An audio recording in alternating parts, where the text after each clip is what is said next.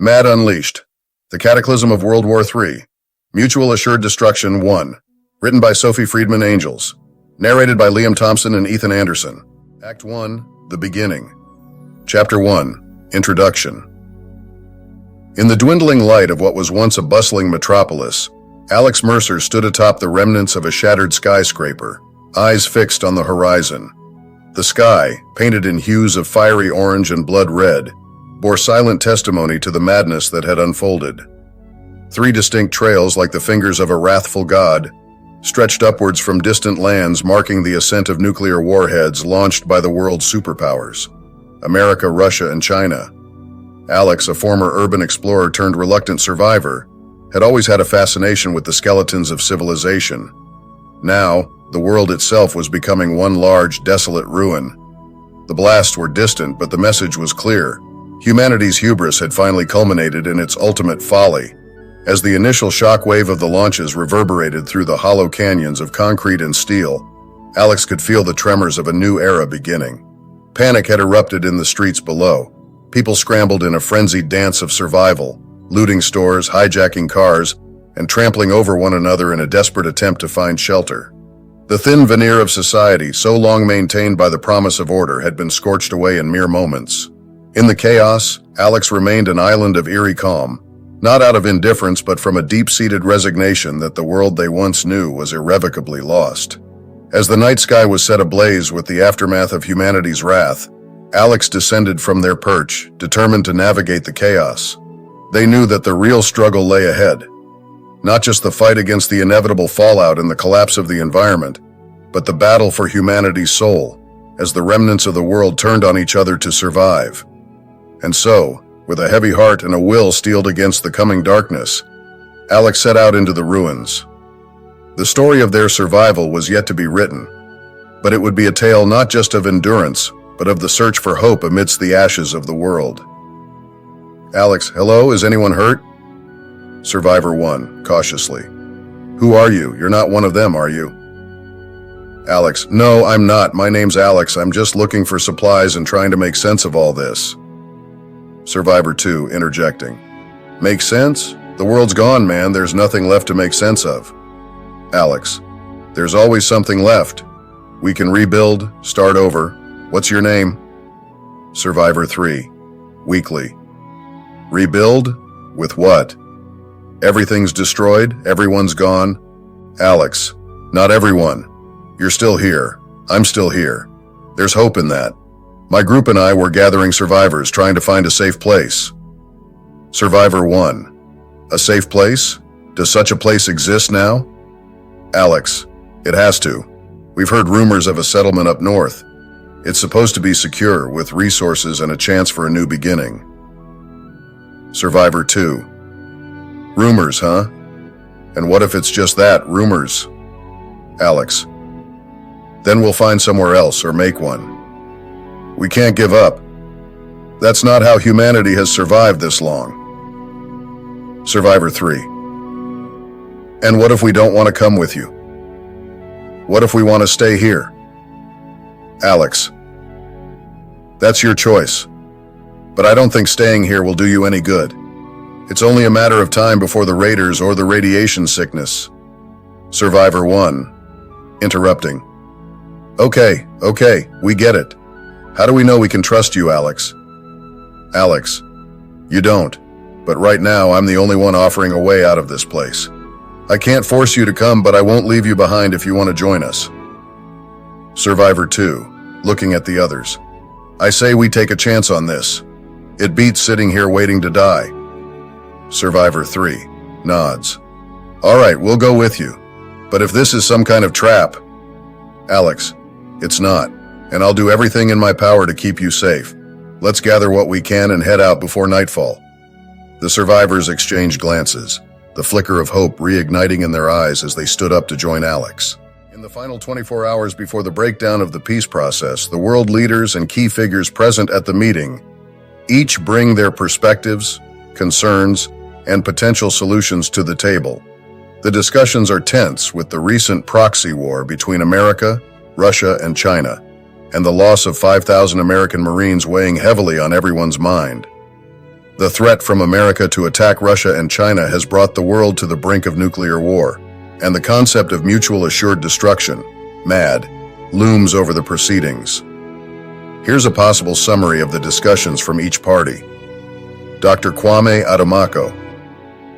As an advocate for peace and a respected diplomatic figure, Dr. Adamako urges the parties to consider the long-term consequences of nuclear war.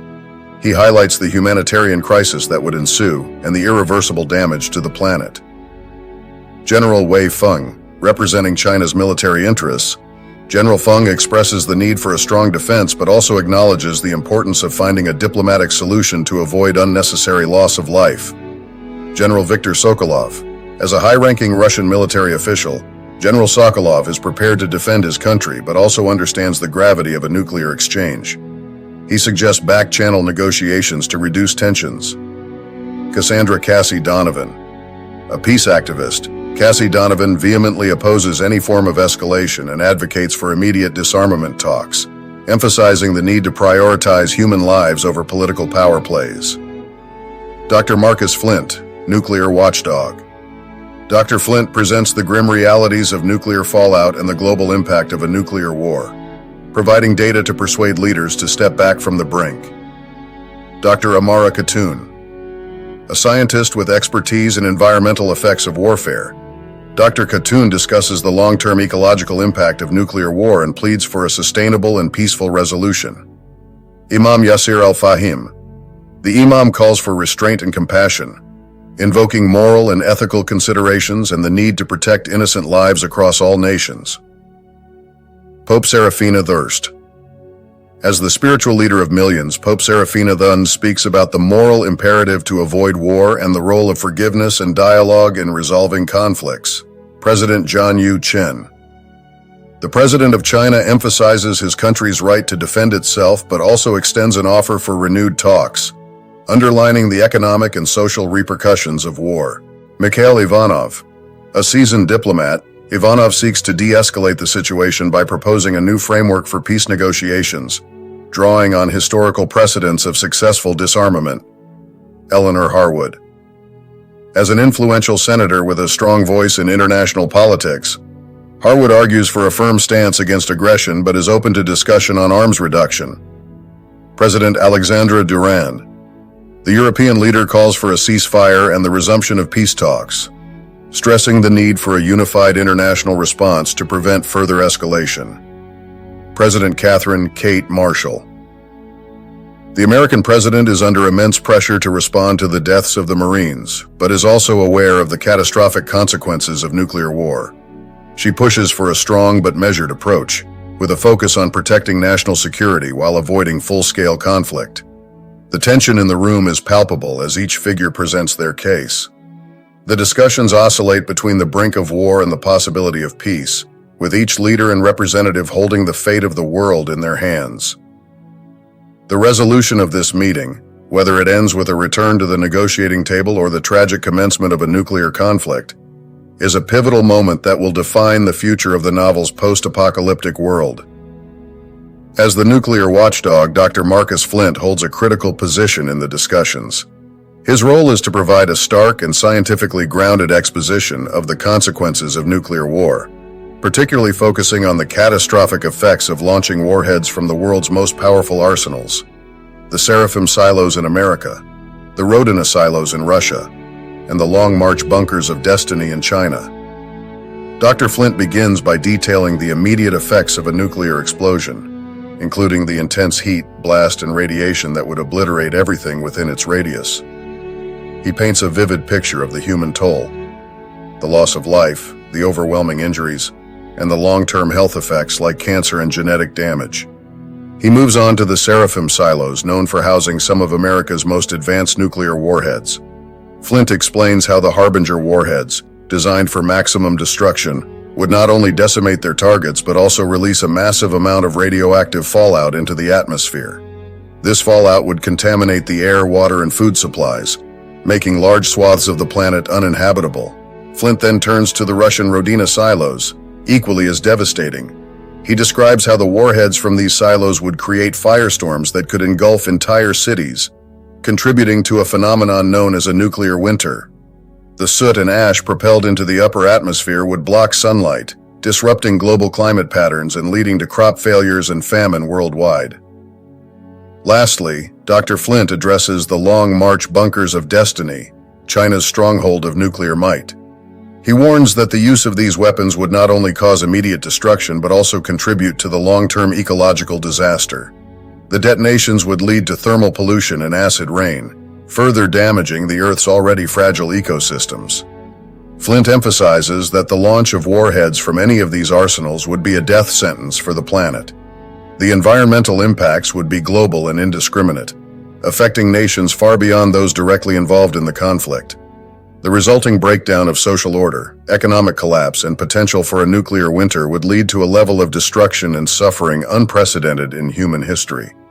He concludes by urging the world leaders to consider their responsibility not just to their own nations, but to humanity as a whole. He implores them to recognize that in a nuclear war there are no winners, only survivors and victims. The legacy of such a war would be a planet scarred for generations, with the survivors envying the dead. Dr. Flint's sobering presentation is designed to confront the leaders with the grim realities of nuclear conflict and persuade them to step back from the brink, to consider diplomatic solutions, and to recognize that mutual assured destruction is not a strategy, but a path to global annihilation. Dialogue. A tense atmosphere pervaded the secure conference room where the world's most influential leaders had convened. Time was slipping through their fingers as peace teetered on the edge of collapse. President Catherine. This is a pivotal moment for all of us. The decisions we make in the next 24 hours could very well determine the future of humanity. President John Yu. The eastern states have shown considerable restraint, President Catherine. Our actions have always been in the interest of peace. Eleanor. And yet, we find ourselves at an impasse. Mistrust and fear have led us to this precipice. We must find a way to rebuild the trust that has been lost. Mikhail. Trust is a luxury we can't afford when missiles are pointed at our children. Action is what's needed, not platitudes. Dr. Kwame. We mustn't let fear dictate our actions. The African Union urges a return to the principles that brought us together for this peace process. Pope Serafina. The eyes of the world and indeed the eyes of God are upon us. Let us not falter in our moral obligation to preserve life. Imam Yasir. I stand with Pope Serafina. Our people look to us for guidance, not war. We must rise above our conflicts. Dr. Amara. The data is clear. If we fail to maintain the ceasefire, the environmental consequences alone will be catastrophic. President Alexandra. I understand the gravity of the situation, Dr. Amara, but we cannot ignore the sovereignty issues that are at the core of this conflict. Cassandra. Sovereignty cannot be an excuse for inaction. We have the chance to change the course of history here to avoid a cataclysm. General Wei. The Western coalition must understand that strength often comes from compromise, not from posturing and threats. General Victor. And the Eastern states must recognize that security assurances are necessary for any lasting peace. We need more than words. We need guarantees. Dr. Marcus. Let us look to the future, a future where our children can live without the specter of nuclear war hanging over their heads. President Jian Yu. I propose a recess to consult with our respective advisors. A fresh perspective might yield the breakthrough we need. President Catherine. I agree. Let's reconvene in 2 hours. It's time to make history, not repeat it. The leaders nodded in solemn agreement, each one acutely aware of the dwindling time and the monumental task ahead. They dispersed to their separate corners of the room, the silence speaking volumes about the tension and the high stakes of their negotiations. The world leaders reconvened in the conference room, the air even more charged than before. Each face was etched with the burden of impending decisions. President Catherine, thank you for returning. Let's approach these talks with renewed focus. The world depends on it. President John Yu. I agree. However, we must address the security concerns that remain unmet. Without them, peace is but a fragile dream. Dr. Kwame. Perhaps we can find a compromise on the disarmament terms? A phased approach that would satisfy security concerns and demonstrate good faith? General Victor. Phased disarmament is a risk. How do we ensure that phases are met without opening ourselves to vulnerability? President Alexandra. Vulnerability? Our nations have been vulnerable since the start of this proxy war. It's a miracle we've survived this long. Eleanor. I urge us all to consider the humanitarian cost of failure today. Billions of lives are in our hands. Imam Yasir. Indeed, Eleanor. It is our sacred duty to protect these lives. We must set aside our differences for the greater good. Pope Serafina. Let us not lead our people into temptation, but deliver them from the evil of war. The path of peace is narrow, but we must walk it. General Wei. Military might cannot be our only tool. Diplomacy must prevail, or we will all suffer the consequences. Dr. Amara. The environmental monitoring systems already show signs of strain. Any conflict now could push the planet to the brink. Cassandra. What about a neutral zone? A demilitarized area that can act as a buffer while we continue discussions? Mikhail. A neutral zone? That's a temporary solution to a permanent problem. We need concrete assurances, not more waiting games. President John Yu. I'm sorry, but these suggestions do not address the core strategic imbalances that brought us here. We need more than band-aids. Dr. Marcus, we're running in circles. We need innovative solutions, not the rehashing of old arguments that have led us to this stalemate. President Catherine, I implore you all, think of the legacy we leave behind. How will my nation judge us if we fail here today?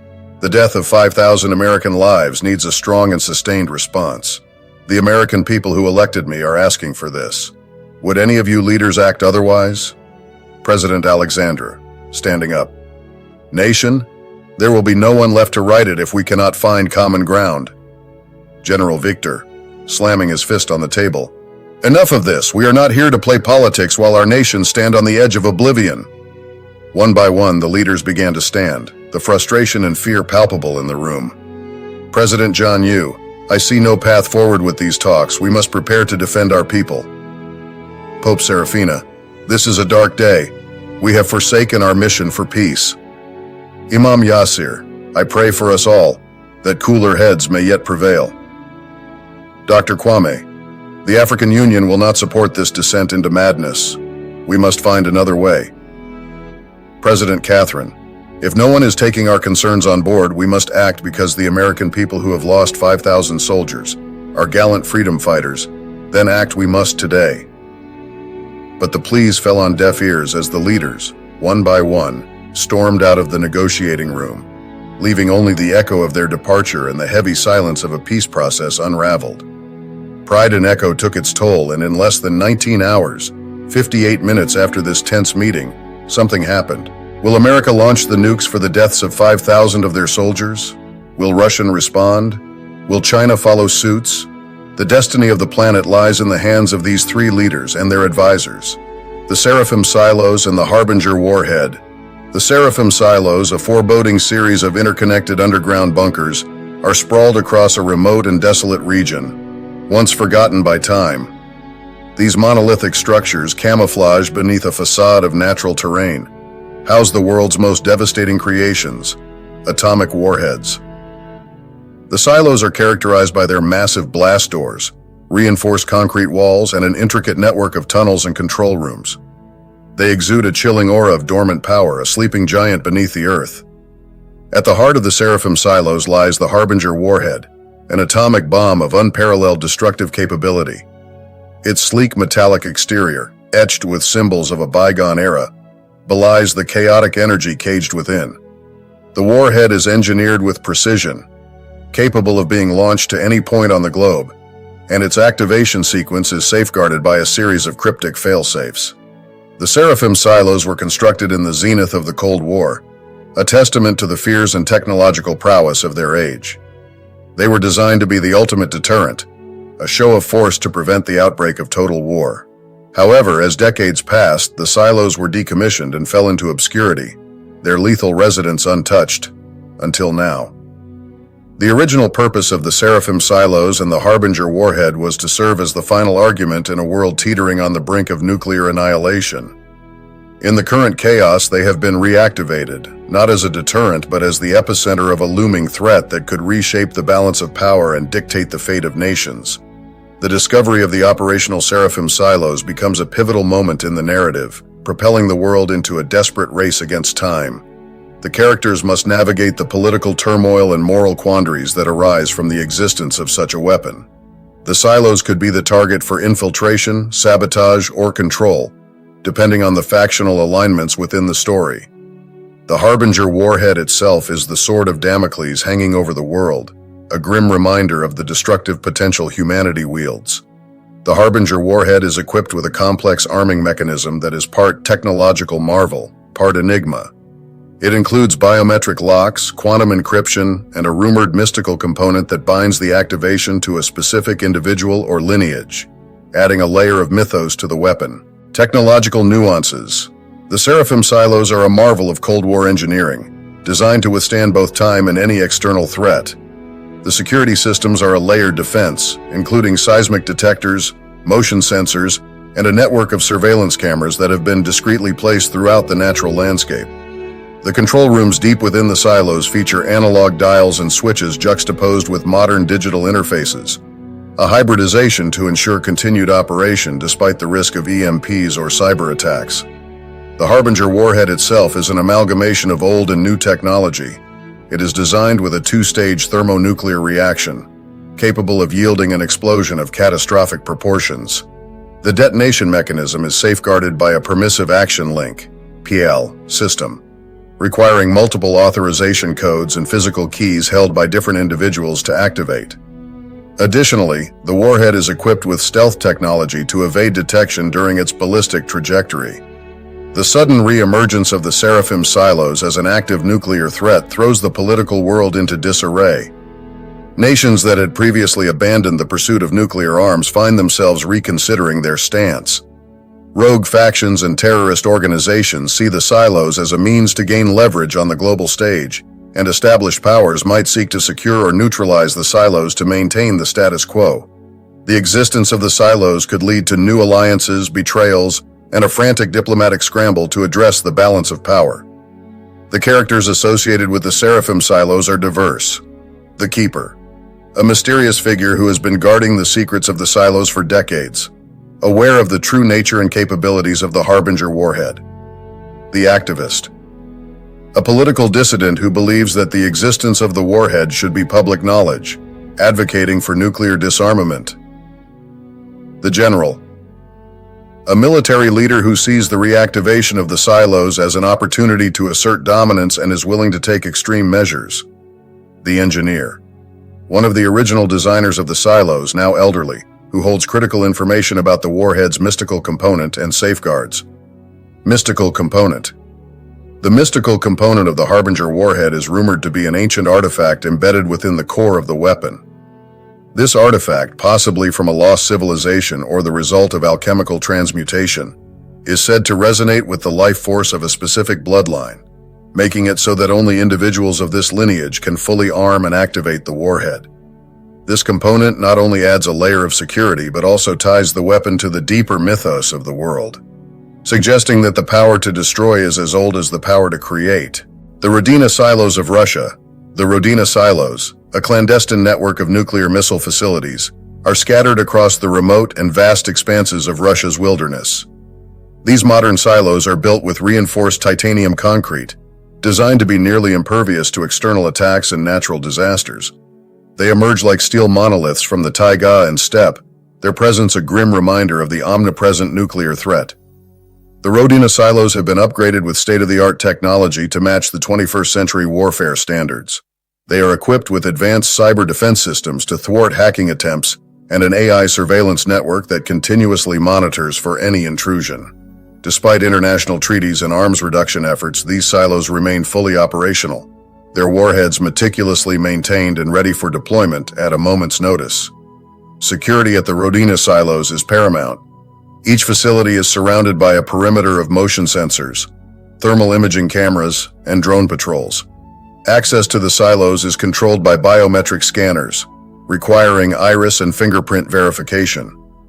The internal defense system includes automated turrets and a contingent of elite guards trained specifically for silo defense. In the current geopolitical climate, the Rodina silos serve as both a strategic deterrent and a political bargaining chip. Russia's government maintains the silos as a means of ensuring national security and as a demonstration of military might. The existence of these silos is a source of tension in international relations, particularly with nations advocating for nuclear disarmament or those seeking non-proliferation agreements. Each silo is outfitted with a missile launch system that incorporates both automated and manual controls, ensuring redundancy.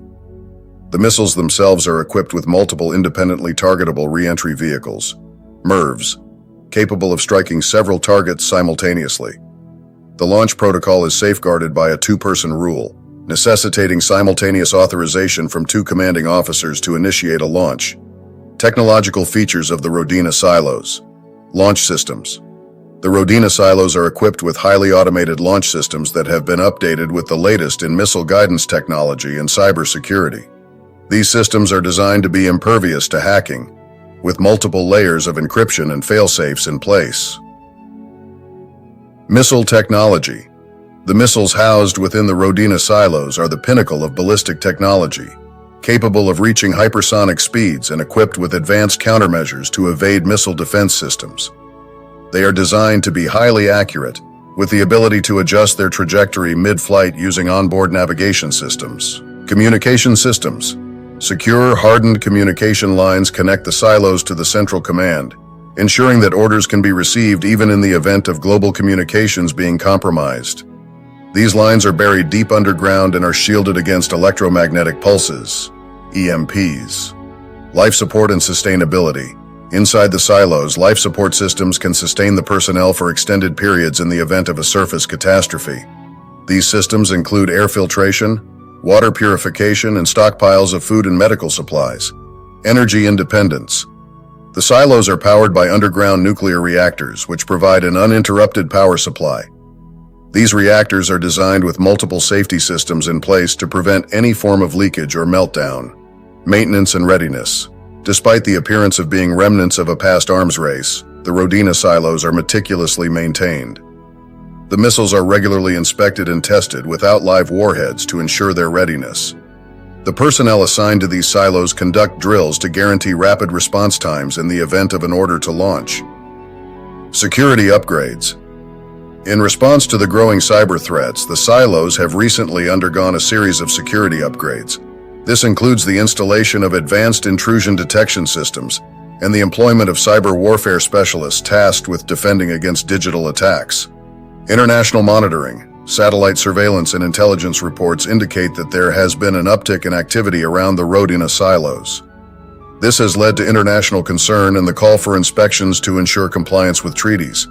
However, the current state of global politics has made such transparency difficult to achieve. Reactivation concerns. There are rumors that a new, more advanced missile is being developed in secrecy within the Rodina silos. This has not been confirmed, but the speculation alone has been enough to cause unease among neighboring nations and within the global community. Control and command. The control of the Rodina silos remains firmly in the hands of the Russian military. However, recent political upheavals have led to whispers of power struggles within the ranks, raising questions about who exactly has their finger on the proverbial red button. Chapter 2. Continuation. The Long March Bunkers in China. The Long March Bunkers are an extensive network of nuclear missile silos constructed by China, strategically positioned in remote areas to maximize concealment and defense. These modern fortifications are embedded within the country's varied topography, from the Gobi Desert's harsh expanses to the secluded mountain regions in the south. Their presence is a testament to China's growing emphasis on second strike capability and nuclear deterrence. The Long March bunkers are at the forefront of China's modernization of its nuclear arsenal. Recent satellite imagery and intelligence reports suggest that the number of silos has increased, indicating an expansion in China's nuclear capabilities. These facilities are maintained at high operational readiness, with missiles that can be launched on command after receiving authorization from the highest levels of government. Technological features. Missile technology. The silos store the latest in China's ballistic missile technology, including the DF-41 ICBMs, which are capable of carrying multiple nuclear warheads and reaching virtually any target across the globe with high accuracy. Launch and control systems. The bunkers are fitted with advanced launch control systems that feature both manual and automated protocols, ensuring redundancy and reliability. The command systems are hardened against cyber and physical attacks. Stealth and mobility. Some of the silos are decoys, while the actual missiles are often mounted on mobile launchers that can be redeployed to undisclosed locations, making preemptive strikes against them extremely challenging. Communication and data systems, secure and redundant communication channels link the silos to the central military command. These systems are designed to resist jamming and maintain functionality, even in a nuclear-contaminated environment. Defense mechanisms. Each bunker is equipped with anti-aircraft defenses and electronic warfare capabilities to counteract surveillance and potential threats from drones or low-flying aircraft. Security measures. Perimeter defense. The bunkers are surrounded by layers of defense, including radar systems, anti-personnel barriers, and a contingent of elite troops trained in counter-sabotage operations. Access control. Entry to the bunkers is highly restricted, with multiple checkpoints featuring biometric verification, facial recognition, and advanced body scanners to prevent unauthorized access. Technological features of the Long March bunkers. 1. Missile technology. The primary missile housed within the Long March bunkers is the Dongfeng 41, DF-41, Intercontinental Ballistic Missile, ICBM, one of the most advanced missiles in China's arsenal. It is a solid-fueled road-mobile ICBM with a range of approximately 12,000 to 15,000 kilometers, capable of delivering multiple independently targetable re-entry vehicles, MIRVs, to different targets. The DF-41 is equipped with penetration aids and decoys to confuse enemy radar and missile defense systems, increasing its chances of reaching the target. The missile's guidance system includes a stellar inertial navigation system, augmented by Beidou, China's satellite navigation system, which provides high accuracy and reliability. 2. Launch and control systems. The control systems for the Long March bunkers are hardened against nuclear effects, ensuring that command and control can be maintained even under nuclear war conditions. The launch protocol is highly automated but includes manual overrides and authentication procedures that require codes from multiple senior officials following the two-person rule to prevent unauthorized use. The bunkers are integrated into China's strategic command network, allowing for real-time communication and decision-making. 3. Stealth and mobility. The actual missiles are sometimes placed on transporter erector launchers, TLs, which can be rapidly redeployed to pre-surveyed launch positions, providing a mobile and stealthy strike option. The TLs are designed with stealth characteristics to minimize detection by radar and are capable of off-road travel across difficult terrain.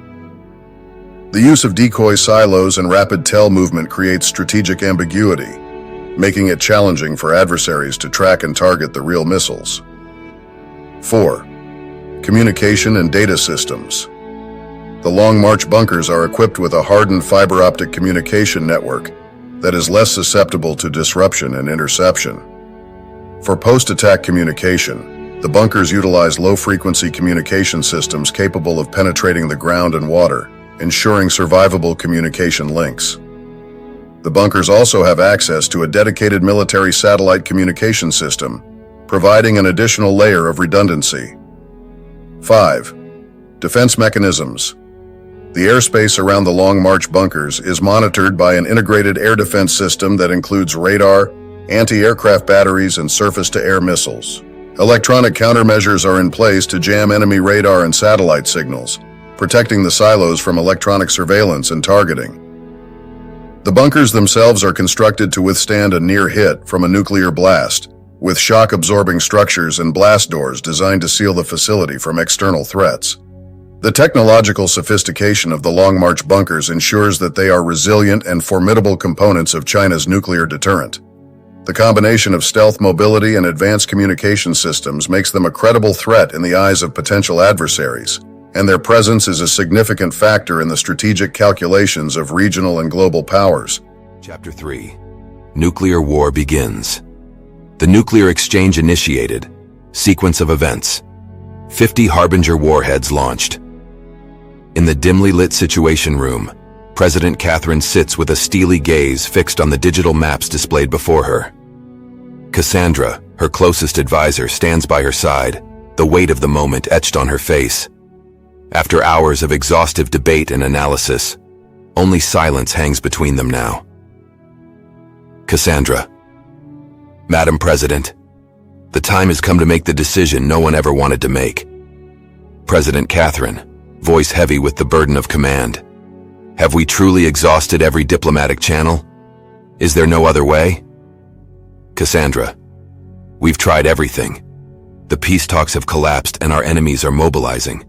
If we don't act, the cost will be even greater. These killing of 5,000 American soldiers have given them boldness to attack our nation, and the morale of our nation and men in the front lines are down if we do not act. President Catherine. The cost, Cassandra. We are talking about the lives of millions. This is not just a strategic move, it's a humanitarian disaster. Cassandra. I know, Madam President, but if we don't act, the disaster will be ours to suffer. Our nation's survival is at stake. President Catherine, taking a deep breath. Survival at what cost? Can we call it survival if we're reduced to using the Harbinger warheads? Cassandra, it's a grim reality, but a reality nonetheless. Our adversaries have left us with no choice. If we don't launch, they will at some point in future with the death of our brave men. President Catherine, and what of the innocents, the children? Does the world not deserve one last chance at peace? Cassandra, we've given the world every chance. Now we must protect our people. It's the oath you swore when you took office. President Catherine's gaze drifts to the American flag in the corner of the room, its stars and stripes a silent testament to the nation she serves. She closes her eyes for a brief moment, the gravity of the situation pressing down upon her. President Catherine, eyes reopening, resolved. God help us all. She nods ever so slightly to the military aide standing by. It's a subtle motion, but it seals the fate of millions. Military aide. Madam President, are you authorizing the launch? President Catherine whispers, yes. Authorize the launch of the 50 Harbinger warheads. Cassandra, softly. History will remember this moment, Madam President, and they will remember your courage. As the aide turns to carry out the orders, President Catherine and Cassandra share a look of profound sorrow, mixed with the unspoken hope that this decision, as dark as it is, might somehow lead to a future where such choices are never faced again. This dialogue sets a somber tone for the pivotal moment where President Catherine makes the heart-wrenching decision to authorize a nuclear strike, capturing both the personal and global implications of such an action. Tension crackles through the air of the underground command center. The once unthinkable now looms over the world as a grim reality. The president, after a lengthy, agonizing pause, finally nods. It's a subtle motion, but it seals the fate of millions. God help us all, he whispers, authorizing the launch of the 50 Harbinger warheads. In the silo, military personnel enter the launch codes with trembling hands. The codes, a sequence of letters and numbers that hold the power of life and death, are verified thrice. There is no room for error, no second chances. The red lights of the command consoles cast an ominous glow on their faces. The war room is a hive of frantic activity. Officers bark orders, technicians confirm system checks, and the strategic map on the wall flickers with potential targets in Russia and China. The heavy weight of responsibility presses down on every soul present. Pre-launch checks, the commanding officer calls out. The room falls into a rehearsed rhythm. Targeting systems engage, the warheads are armed, and the missiles are primed. The mechanical symphony of war is in motion, every gear and circuit playing its part. The countdown begins. 10, 9, 8. Each number echoes through the command center, a somber countdown to devastation. 3, 2, 1. The launch button, once untouched, now bears the imprint of the officer's finger. With a deafening roar that rumbles through the earth, the silo doors slide open. A burst of flame as the Harbinger missiles ignite, their engines propelling them skyward with terrifying force. They ascend, tearing through the atmosphere, leaving in their wake a trail of smoke visible for miles. The trajectory is precise, calculated down to the last decimal. The missiles arc over the horizon, their paths interwoven with the fate of the world. They breach the silence of space where no plea can reach them, No cry can alter their course. Back on the ground, the launch is met with a spectrum of human emotion. Soldiers silently pray, officers stiffen with resolve, and far away in unseen streets, panic spreads like wildfire. Sirens blare, but for many, there is nowhere to run. Russia and China, caught in the crosshairs of retaliation, scramble to respond. Interceptors are launched, a desperate bid to swat the harbingers of doom from the sky. The world holds its breath, waiting to see if the nightmare can be averted. News of the launch spreads like a shockwave. In capitals across the globe, leaders reach for their phones, for any line of communication that might undo what has been set in motion. It's a race against time, against the unthinkable. In Russia and China, citizens look to the sky, some with resignation, others with defiance.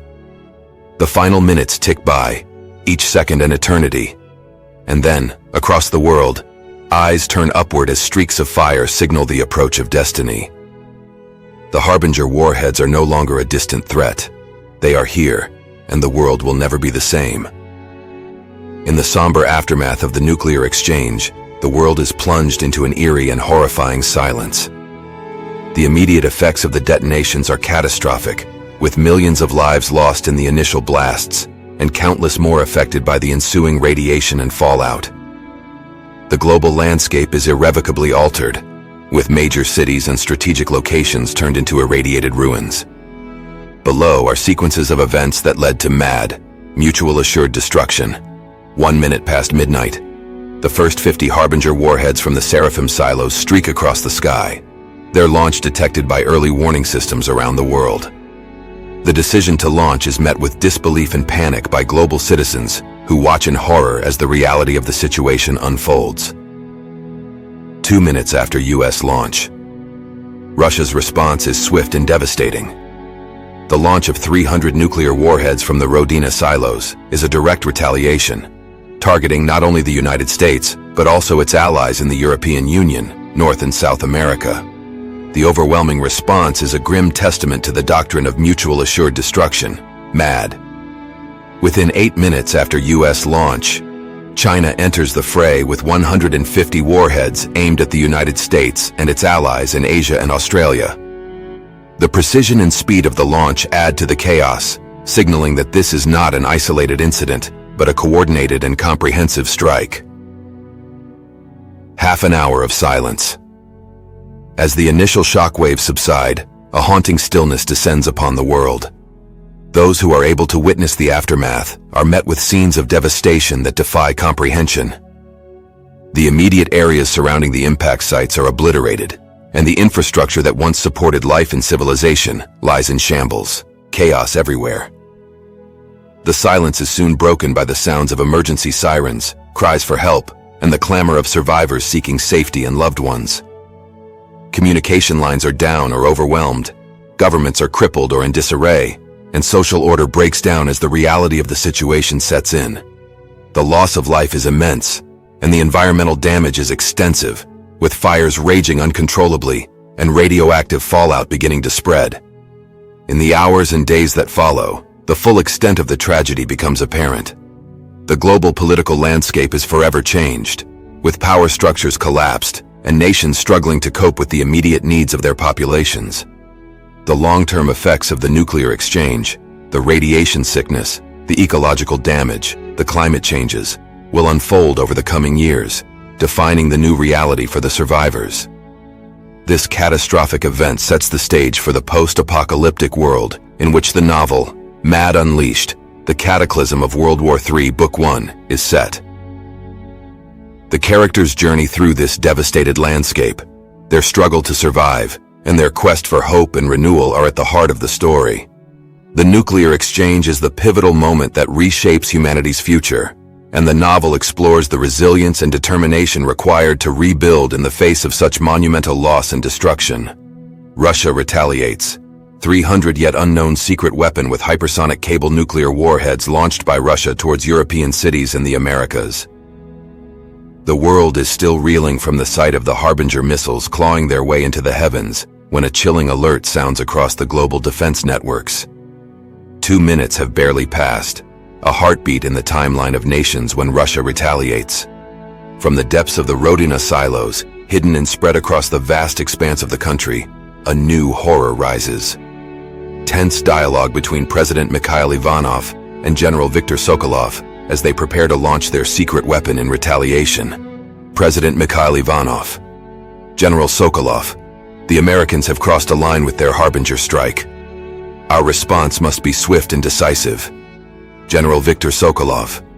Mr. President, all preparations are complete. The yet unknown project is at your command. President Mikhail Ivanov. The world as we know it is about to change, General. Are we certain there's no other way? General Viktor Sokolov. We have explored every diplomatic channel, sir. They've left us no choice. Retaliation is the only language they'll understand now. President Mikhail Ivanov. And the targets? Are they confirmed? General Viktor Sokolov. Yes, sir. European cities aligned with America and key locations on the American continent. The hypersonic cable nuclear warheads will reach them within minutes, undetectable until impact. President Mikhail Ivanov. Innocents will suffer, Victor. This is not just a military strike, it's a cataclysm. General Viktor Sokolov. It is a heavy burden, but our nation's survival is at stake. They have forced our hand. We must protect Russia's future. President Mikhail Ivanov pauses, takes a deep breath. The weight of this decision. It will haunt us forever. History will remember this day as the moment peace was shattered beyond repair. General Viktor Sokolov. We stand ready, Mr. President. Your order will be carried out with precision. President Mikhail Ivanov. Resigned. Then let it be so. Launch the yet unknown. May God have mercy on us all. General Viktor Sokolov. By your command. Initiating launch sequence. The room falls silent, save for the beeping of the launch console as coordinates are confirmed and the final keys turned. General Viktor Sokolov. Launch sequence activated. Warheads are airborne. May they bring an end to this conflict. President Mikhail Ivanov. For the sake of our people, I pray you're right, General. For all our sakes. Europe and America. Screens flash with the stark reality of an incoming barrage. 300 hypersonic warheads, their capabilities largely unknown and their speed unparalleled, are now cutting through the sky with merciless precision. The Russian launch is a display of raw power, a thunderous declaration that they will not stand idle. The warheads are not just numerous, but agile, engineered to outmaneuver the defenses that stand between them and their targets. They streak across the sky, faster than any missile defense system can track. Their multiple, independently targetable re-entry vehicles, MERVs, destined for coordinates spread like a deadly constellation across the Western Hemisphere. In European capitals, alarms blare, echoing through the ancient streets. Governments enact long-rehearsed emergency protocols, urging their citizens to seek immediate shelter. The air is thick with fear and confusion as people scramble, knowing that time is a luxury they no longer possess. Across the Atlantic, the American continent braces for impact. From the bustling cities of the North to the vibrant towns of Central America and the diverse landscapes of Latin America, the threat is indiscriminate. The United States, which had unleashed the first salvo, now faces the grim reality of a counterstrike on a scale never before seen. In the war rooms, personnel are frozen, gripped by the magnitude of what is unfolding. The screens show a web of trajectories, each one a potential catastrophe, each one a story of what might have been. Despite the technological prowess of the American military, the hypersonic warheads slip through the radar nets, mocking the hubris of those who thought they could contain such power. Interceptor missiles, launched in a desperate attempt to blunt the assault, find themselves outpaced and outmaneuvered. As the warheads near their destinations, the world stands on the brink of devastation. The leaders who had gambled with the fate of humanity now watch the consequences unfold, helpless to stop the tide they had set in motion. And as the first reports come in of hypersonic impacts in remote corners of Europe, the reality sets in. This is no longer a show of force or a strategic move in the great game of nations. This is war, unleashed and uncontrollable, where the only certainty is destruction. China retaliates. As the world grapples with the unfolding catastrophe, the Long March bunkers, shrouded in secrecy within the heart of China, come to life. A mere 8 minutes after the America's Harbinger launch, the ground trembles with the raw power of another fearsome retaliation. The Chinese have entered the fray, unleashing 150 hypersonic nuclear warheads, each one a harbinger of death and destruction. Certainly, here's a dialogue that captures the gravity of the Chinese retaliation. President John Yu Chen. General Feng, the Americans have launched their harbingers. The die is cast, and the world watches. What is the status of the Long March bunkers? General Wei Feng.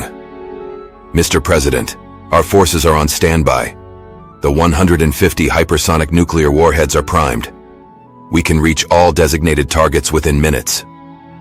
President John Yu Chen. This is a somber day, General.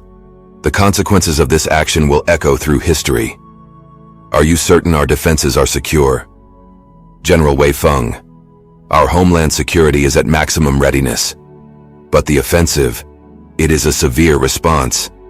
Are we resolved to walk this path? President John Yu Chen. Resolution is a luxury afforded before conflict. We are now in the realm of necessity. The American aggression cannot go unanswered. They threaten not just us, but the balance of global power. General Wei Feng. Indeed, Mr. President. Our targets include American bases, their allies in Japan, Australia, and across Asia. This retaliation will send a clear message. President John Yu Chen. And the innocent lives, the civilians at these sites? General Wei Feng. Collateral damage is, unfortunately, a grim reality of war. Every effort has been made to minimize it, but the primary objective is to neutralize the threat. President John Yu Chen. With a heavy heart. Then it is with a grave heart that I give the order. Launch the warheads. Let it be known that China stands strong against any who threaten her sovereignty. General Wei Feng. As you command, Mr. President.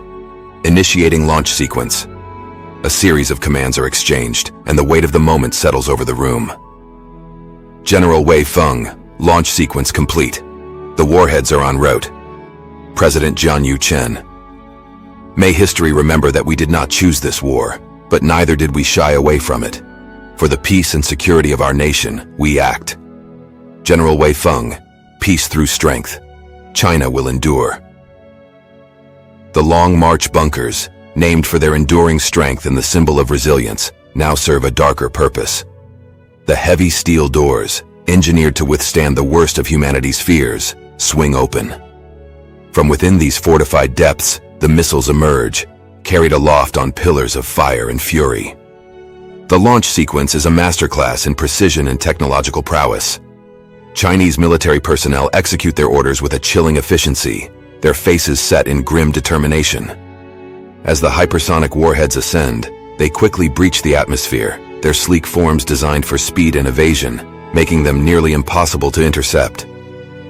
The warheads, each equipped with multiple independently targetable re-entry vehicles, MIRVs, fan out across the sky. Their targets, a list of allies that have stood with America, including Japan, Australia, and key strategic points across Asia. The message is clear. No one allied with the aggressor is safe.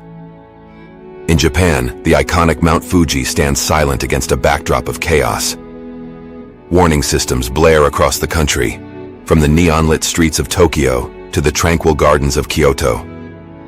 The Japanese, long prepared for natural disasters, now face a man-made calamity of unprecedented scale.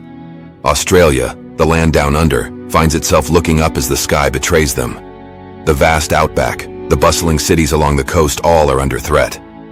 Australians, far from the historical theaters of war, now find the front lines have come to them. Across Asia, American bases and allies enter a state of lockdown. Soldiers don their gear, civilians seek shelter, and leaders make desperate calls for ceasefires, their voices lost in the cacophony of impending doom. The devastation that follows is beyond imagination. The hypersonic warheads, arriving with terrifying speed, leave little chance for evasion or response. The impacts are like the hammer of gods, unleashing energy that sears, flattens, and annihilates with a ferocity that nature itself cannot match. Cities that stood as testaments to human achievement are reduced to ash. Landscapes that have cradled civilizations are scarred beyond recognition. The loss of life is staggering, a toll that will echo through the annals of history as the moment the world changed. The devastation is not just physical. The fabric of humanity, the bonds that connect nations and peoples, are torn asunder. Trust is obliterated, hope is extinguished, and the future, once bright with promise, now lies under the shadow of a mushroom cloud. As the dust begins to settle, and the scale of the destruction becomes apparent, the world is left to confront a stark new reality. The age of hypersonic nuclear war has dawned, and with it, an era of devastation unimaginable in human history. Chapter 4. Treacherous Landscape. Survival Group emerge. As Alex Mercer navigates the treacherous landscape of a world undone, they cross paths with a diverse group of survivors, each bringing their own strengths, secrets, and stories to the table. Together, they form a core survival group, bound by the common goal of outlasting the apocalypse. Alex Mercer.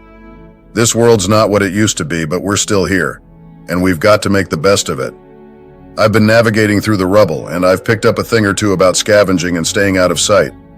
I know we can survive this if we work together. Morgan. I'm with you, Alex. My time in the Army taught me discipline and strategy. I can help fortify our shelter, and my training means I'm not bad with a gun either. We can set up a solid defense. Steve. And you'll need my engineering skills. Give me a pile of scraps and I'll give you a working radio, or maybe even power. Keeping us connected and energized could make all the difference. Agatha. With the world in shambles, my knowledge of herbs and natural remedies is invaluable. I can help treat wounds and illnesses using what nature still offers us. Einar. I'm no stranger to surviving in the wild. Hunting's been my life. I can track, trap, and provide food. If it moves, I can catch it. Plus, I know how to stay unseen useful for avoiding trouble. Lucas. Don't forget about us tech guys. I can hack into whatever's left of the internet, gather intel, and maybe find resources or other survivors. Knowledge is power, right? Lily. And I'll help Lucas. Two heads are better than one, especially when it comes to cracking codes and piecing together the digital world from the scraps we find. Ethan. We'll need to keep morale up and maintain our humanity amidst this chaos. I've got a guitar and a stash of books. Entertainment and education might seem trivial now, but they'll be crucial for our spirit. Emma. And while you're all focusing on survival, don't forget we need to stay healthy. I'm a pretty good cook, and I know how to make the most out of whatever food we find. A warm meal can make a huge difference for our survival and sanity. Alex Mercer. It seems we've each got something to bring to the table. If we pool our skills and stay united, we can face whatever this new world throws at us. Let's make a pack survive together, or not at all. Ethan and Emma. Ethan, a former paramedic, and Emma, a schoolteacher, are siblings who managed to escape the initial chaos together. Ethan's medical expertise becomes indispensable, offering the group a chance to treat injuries and illnesses in a world without hospitals. Emma's calm demeanor and experience in managing children help keep the group's morale afloat. She also proves to be surprisingly resourceful, leveraging her knowledge of chemistry from teaching science classes to create makeshift solutions to practical problems. Lucas and Lily Hawthorne. Lucas, a grizzled ex-Marine, and his daughter Lily, a quick-witted teenager with a passion for renewable energy, were preparing for a weekend hunting trip when disaster struck. Lucas's combat skills and survival training make him the group's protector, while Lily's ingenuity with electronics and alternative energy sources becomes crucial in a world where the grid has failed. Despite her youth, Lily's resilience and adaptability inspire the group. Einar Greybeard. Einar, known affectionately as Greybeard, is a retired history professor whose hobby of reenacting historical battles turned into a life-saving skill set. His knowledge of ancient survival techniques, from making fire without modern tools to identifying edible plants, becomes unexpectedly relevant. Einar's stories of human endurance throughout history provide a much-needed perspective on their current struggles. Agatha Wintervale. Agatha, once the owner of a small organic farm on the city's outskirts, has an unparalleled green thumb and a vast knowledge of agriculture and herbalism. With her skills, the group has a chance to establish a sustainable food source, something vital for long-term survival. Agatha's nurturing nature and wisdom offer a comforting presence, making her the heart of the group. Morgan Avery. Morgan, a former security consultant with a secretive past, is the group's enigma. Their understanding of security systems and knack for strategic thinking helps the group avoid danger and secure safe havens. Morgan is reluctant to share personal details but is fiercely loyal to those who earn their trust. With a penchant for staying one step ahead of threats, Morgan's vigilance keeps the group from complacency. Together, this band of survivors must navigate the complexities of their new reality, leveraging their collective skills to overcome the challenges of a world in ruins. Bonds will be tested and alliances forged as they work to build a semblance of life amidst the backdrop of devastation. Each member not only contributes their expertise but also their hopes and fears, painting a mosaic of humanity's resilience in the face of its greatest trial. Chapter 5. Whiff of Death.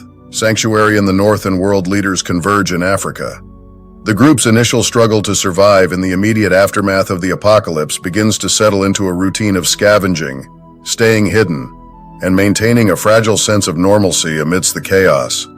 The whiff of death has become a constant companion, and though it weighs heavily on their minds, it also serves as a catalyst for a pivotal decision. Amidst the ruins of a once thriving city, the group discovers a map in the remains of a prepper's bunker. The map details the location of a rumored sanctuary far to the north, and another location was Africa, a place said to be less affected by the nuclear fallout, where a community is supposedly rebuilding a semblance of civilization. Africa was too far for these survivors, but they will try to reach the sanctuary in the north first. The sanctuary is a symbol of hope, a chance to escape the deathly grip of their current reality. However, the journey is fraught with peril, spanning hundreds of miles of treacherous terrain teeming with lawless gangs and contaminated zones. The decision to leave the relative safety of their current hideout and embark on this journey divides the group. Some, like Ethan and Emma, see it as a fool's errand, preferring the devil they know to the uncertain promise of safety. Others, like Lucas and Lily, are willing to risk it all for even the smallest chance at a better life. Einar sees it as history repeating itself, the eternal human quest for a promised land, while Agatha quietly fears the loss of the small patch of greenery she's managed to cultivate against all odds. Alex Mercer, who has become the group's de facto leader by virtue of their resourcefulness and level-headedness, is faced with making the final call. The weight of this decision is not lost on Alex. It's not just about their own life, but the lives of all those they've come to care about in this new, broken world. Ethan, a sanctuary all the way up north? Sounds like a myth to me. We've got a good thing going here. We know the risks and we've managed to stay alive. Why gamble with our lives now? Emma, I agree with Ethan. We've got our routines and we know how to handle the dangers here. Who knows what's out there? Could be even worse than this, if you can imagine that. Lucas, but think about it. What if it's true? A place far from this decay, a chance to rebuild? I say it's worth the risk. We can't just settle for surviving. We need to think about living, really living. Lily, Lucas is right and we're not getting any safer here. Every day we breathe in the whiff of death and it's a constant reminder that time is running out. The sanctuary could be our only shot at a future. Einar, this is the nature of humanity, always searching for a promised land. We've been doing it since the dawn of time. I say we make the trek. Better to die as free people than live as prisoners of this wasteland. Agatha, but what about the greenery I've managed to grow? It's not much, but it's life, it's hope. We leave and it dies. And for what? A rumor? A whisper of safety in the wind? Alex Mercer, I hear all of your concerns, and I don't take any of this lightly. Ethan, Emma, your caution has kept us alive so far, and that's invaluable. Lucas, Lily, your hope is the fire that could lead us to a real future. Einar, your perspective reminds us of who we are. And Agatha, your garden is a symbol of what we're trying to preserve. This decision affects us all. If we go, it's together. If we stay together. I won't force this on anyone. We need to decide as one, as a family forged by the end of the world. So let's put it to a vote. Do we stay or do we go?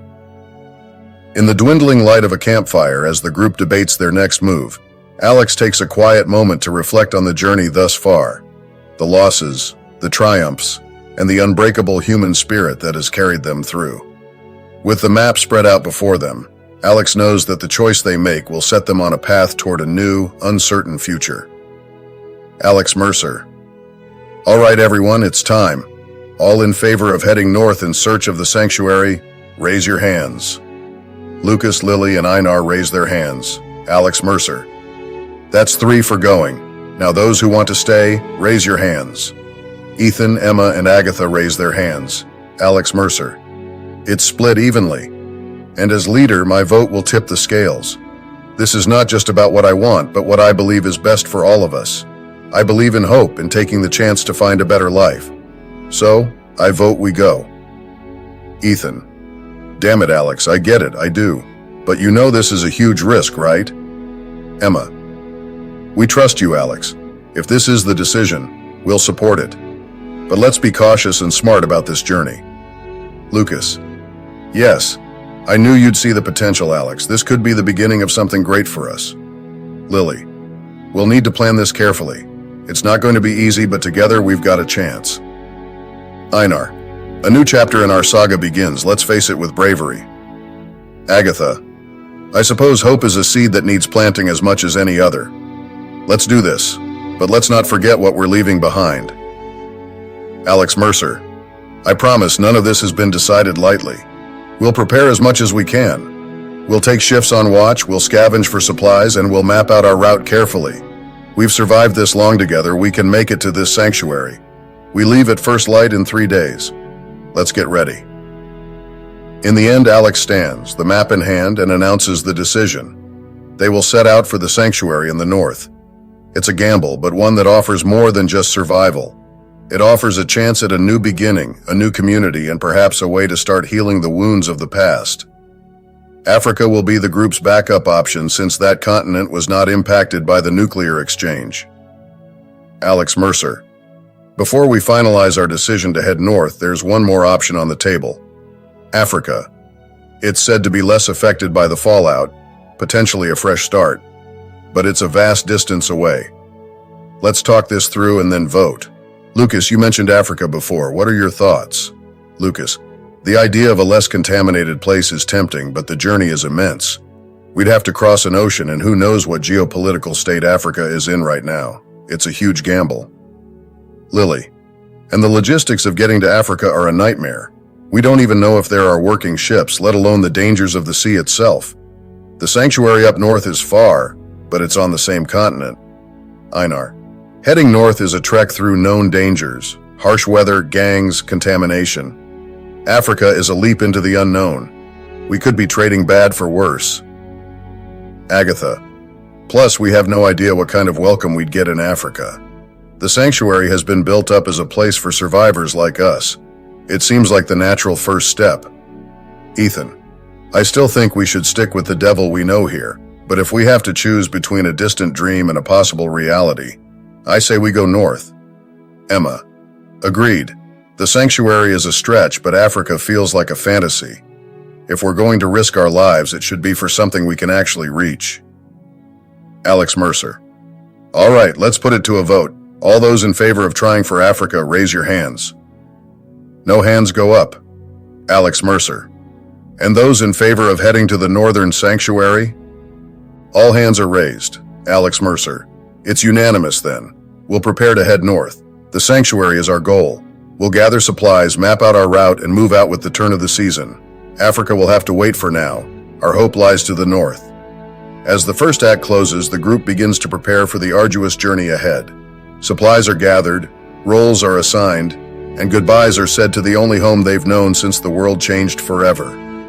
With a mix of fear, hope, and determination, Alex leads the group away from the campfire's glow, stepping into the unknown as the first rays of dawn break over the horizon, signaling the start of a new chapter in their quest for survival. World leaders began converging in Africa as the news of Africa's miraculous escape from the nuclear fallout spreads like wildfire. A mass exodus commences. From every corner of the world, survivors clamber for passage to the continent that has become a beacon of hope amidst the devastation. The skies, once filled with the agents of destruction, are now crisscrossed with aircraft destined for the safety of Africa's diverse lands. General Wei Feng, a military leader who once commanded vast armies, now finds himself shepherding a group of refugees. His strategic mind, once focused on the art of war, pivots to the logistics of salvation. He boards a transport plane with a steely gaze, determined to protect what remains of his people. General Viktor Sokolov, no stranger to the harsh realities of conflict, organizes convoys from the remnants of his nation. His resolve is a pillar for those who follow him, their journey a trek across land and sea, all eyes set on the African horizon. Cassandra Cassie Donovan, a diplomat who once navigated the treacherous waters of international politics, now uses her skills to secure safe passage for the vulnerable. Her voice, which once echoed in the halls of power, now offers comfort to the frightened children and families aboard a ship bound for Africa. Dr. Marcus Flint, whose research into environmental recovery could be humanity's saving grace, hastily gathers his notes and equipment. He boards a flight surrounded by fellow scientists, all racing against time to prevent further ecological catastrophe. Pope Serapina I, a beacon of spiritual guidance in a world losing faith, leads a flock of the faithful. His presence is a calm amidst the storm, as he prays for the souls lost and the lives that hang in the balance. Imam Yasir al-Fahim, a man of deep conviction, organizes relief efforts from the Middle East. His words of peace and resilience resonate with the multitudes who now seek refuge in lands once considered distant. Dr. Amara Khatun, a renowned expert in sustainable agriculture, forges alliances with African leaders to ensure that the incoming populations can be fed and sheltered. Her expertise is a key to survival in the New World. President John Yu Chen, once the leader of a superpower, now represents the hopes of his nation's survivors. His journey is somber, a reflection on the catastrophic decisions that have led to this point. Mikhail Ivanov, a billionaire whose wealth meant little in the face of nuclear annihilation, charters a fleet of planes to transport as many as he can to safety. His resources, once a means to personal gain, now serve a greater purpose. Eleanor Harwood, a human rights advocate, organizes caravans from the ruins of cities, guiding the displaced through dangerous landscapes to the promise of sanctuary. President Alexandre Durand, a statesman who once spoke of unity, now witnesses the dissolution of old alliances. His journey to Africa is a mission to rebuild from the ashes of the old world. President Catherine Kate Marshall, the leader of a nation that once stood as a symbol of freedom, now seeks to preserve the remnants of her country. Her flight to Africa is filled with both determination and regret. As these leaders and countless others converge on Africa, the continent becomes a melting pot of cultures and histories. Airports are overwhelmed, ports are bustling, and borders that once delineated the divisions of mankind are crossed with a new sense of purpose. Africa, with its vast deserts, lush rainforests, and sprawling savannas, opens its arms to the survivors. The journey is fraught with peril, but also with moments of human kindness and solidarity. For in the face of such unprecedented disaster, the survivors find that their shared humanity is the strongest bond of all, and it is this bond that will be the foundation upon which they will build a new future. In a world ravaged by nuclear conflict, Dr. Kwame Adamako emerges as a central figure in the coordination of a new global effort.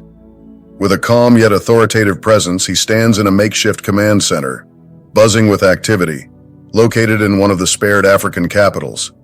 His eyes, weary from sleepless nights, scan the latest updates on refugee movements and international communications. Dr. Adamako, an expert in international relations and crisis management, is on the phone with President Catherine Kate Marshall, discussing the immediate needs of her people and the best points of entry into the continent.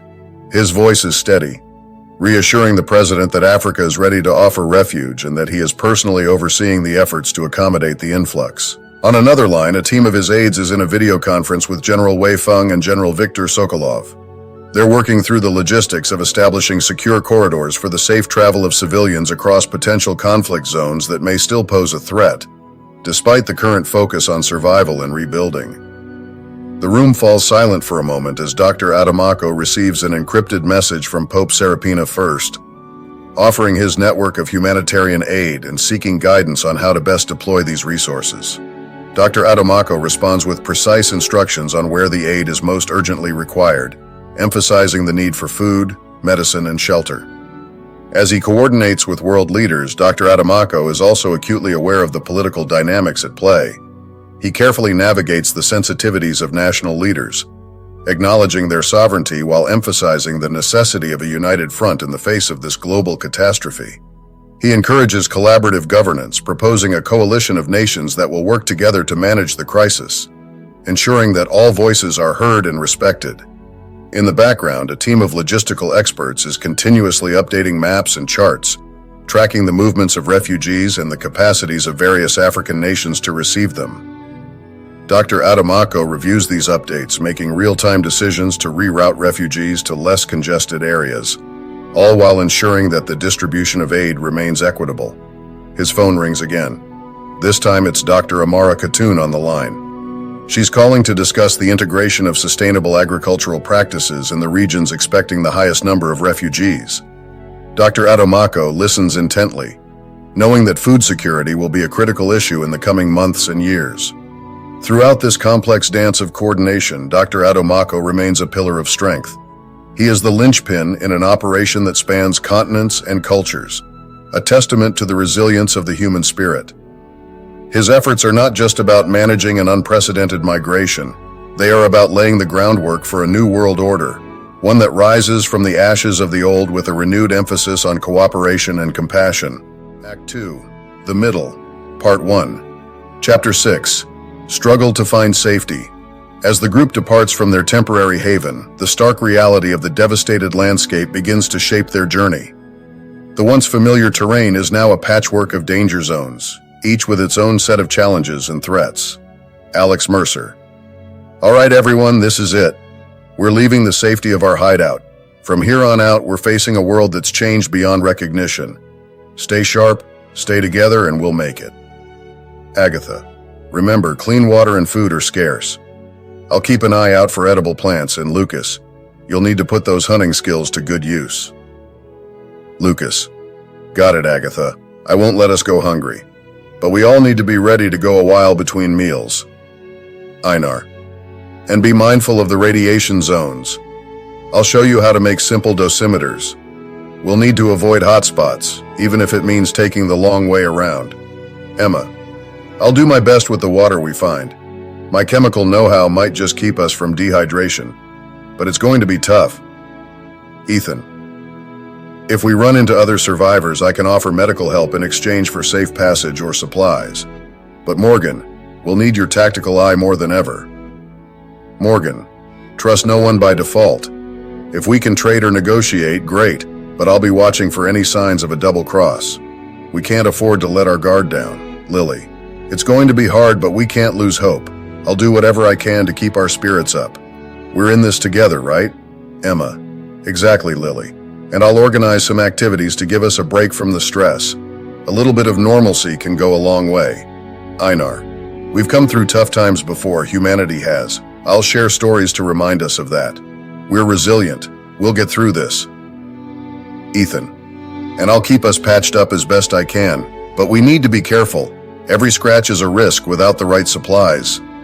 Morgan. When it comes to violence, we'll avoid it if we can. Lucas, your military experience is invaluable, but stealth and strategy will serve us best. Lucas. Understood. We'll defend ourselves if necessary, but staying out of sight is our best defense. Alex Mercer. I'll lead the way. My urban exploration skills will help us navigate. We'll use every old map and compass we have to stay on course. We're not just survivors, we're pioneers in a new world. Group, together. To the sanctuary. With a mix of determination and trepidation, the group sets out, each member already playing their part, their collective will driving them forward. Despite the unknowns that lie ahead, their shared resolve is a beacon of hope in a darkened world. Scarcity of resources. The scarcity of uncontaminated water and non-perishable food becomes a constant concern. Supermarkets and stores have been looted or destroyed, and what little remains is often spoiled or guarded by hostile survivors. Agatha's knowledge of edible plants and Lucas's hunting skills help supplement their dwindling supplies, but the group is always one step away from hunger. Environmental hazards. The environment itself poses a significant threat. Areas near the blast sites are hot zones of radiation, necessitating wide detours that sap their energy and time. Einar's historical know-how comes into play, as he teaches the group to create rudimentary dosimeters using common materials to gauge radiation levels. Emma's makeshift chemical solutions help to decontaminate water in small quantities, ensuring the group can stay hydrated. Encounters with other survivors. The group encounters other survivors, each interaction a high-stakes gamble. Ethan's medical skills sometimes serve as a bartering chip for safe passage or supplies, but Morgan's tactical acumen is what keeps the group from falling into traps laid by those less scrupulous. Trust is hard to come by, and every new face could be a friend or foe. Psychological strain. The psychological strain of constant vigilance begins to wear on them. Lily's youthful optimism is tested as the harshness of their new reality takes its toll. Emma uses her teaching skills to keep spirits up, organizing small group activities to preserve a sense of normalcy. Einar's tales of resilience in human history offer comfort, reminding the group that they are not the first to face such trials. Health and injury. Health becomes a pressing issue, as minor injuries can turn fatal without proper treatment. Ethan's paramedic experience is vital, but the lack of medical supplies is a dire problem. Alex's leadership is put to the test as they must balance the group's health and morale while making difficult decisions about rationing and the pace of their travel. Hostile encounters. The threat of violence is ever present. Lucas's military background and Morgan's security expertise are critical in defending the group from bandits or aggressive scavengers. Alex often relies on Morgan's strategic thinking to avoid confrontations, recognizing that every fight they can sidestep is energy conserved for the journey ahead. Navigational challenges. Navigation is a challenge in a world where landmarks have been obliterated or altered beyond recognition. Alex's urban exploration experience becomes invaluable as they lead the group through the maze of destruction, using old maps and compasses to guide them towards their goal. Despite the hardships, the group's collective resolve hardens with each obstacle overcome. They learn to function as a unit, each member playing to their strengths to keep the group moving forward. The struggle to find safety and resources is a daily test of their survival skills, their adaptability, and their humanity. With each mile traveled, the bonds between them grow stronger, as does their determination to reach the sanctuary and the hope of a new life it represents. Chapter 7. Friendly and Hostile Group. As Alex, Mercer, and the core survival group traverse the desolate landscape, their path inevitably crosses with other survivors.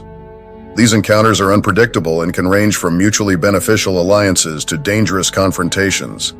Encounter with Dr. Amara Khatun. Alex, Mercer. Hold up, everyone. There's a community center up ahead that doesn't look completely abandoned. Let's approach with caution. The group cautiously approaches the community center. Dr. Amara Khatun steps out to greet them. Dr. Amara Khatun. Who are you? What do you want? Agatha. We mean no harm. I'm Agatha, and I have some experience with agriculture. We're just looking for a safe place to rest and maybe trade if you're willing. Dr. Amara Khatun. I'm Dr. Amara Khatun. I've been working on developing plant strains that can withstand the radiation. You're welcome to rest here, but I don't take well to threats or deceit. Ethan. We have no intention to deceive. I'm Ethan, a medic. I couldn't help but notice the bandage on your arm. Maybe I can take a look at that for you. Dr. Amara Khatun. That would be appreciated, thank you. In exchange, I can share some of my crop yield with you. It's not much, but it's something. Ethan tends to Amara's injuries while Agatha and Amara discuss plant strains. Lily. Dr. Khatun, your work is amazing. It's like you're bringing life back to a dead world. Dr. Amara Khatun. That's the hope, Lily. Every seedling is a step towards reclaiming what we've lost. But I have to admit it's a slow process, and I've been considering joining a group traveling to Africa. They say it's safer there.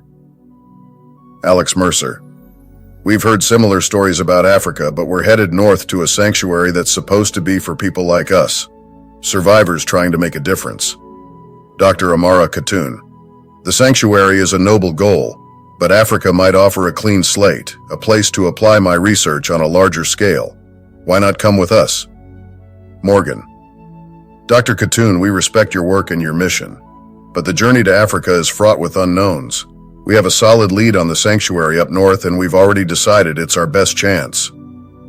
Agatha. And with your expertise in botany, you could make a significant impact at the sanctuary. We could work together, combine our knowledge. Dr. Amara Khatun. It's tempting, I admit. The sanctuary could be a place to start rebuilding, but I need to be sure it's the right choice. Alex Mercer. We understand it's a big decision, but we're a team and we look out for each other.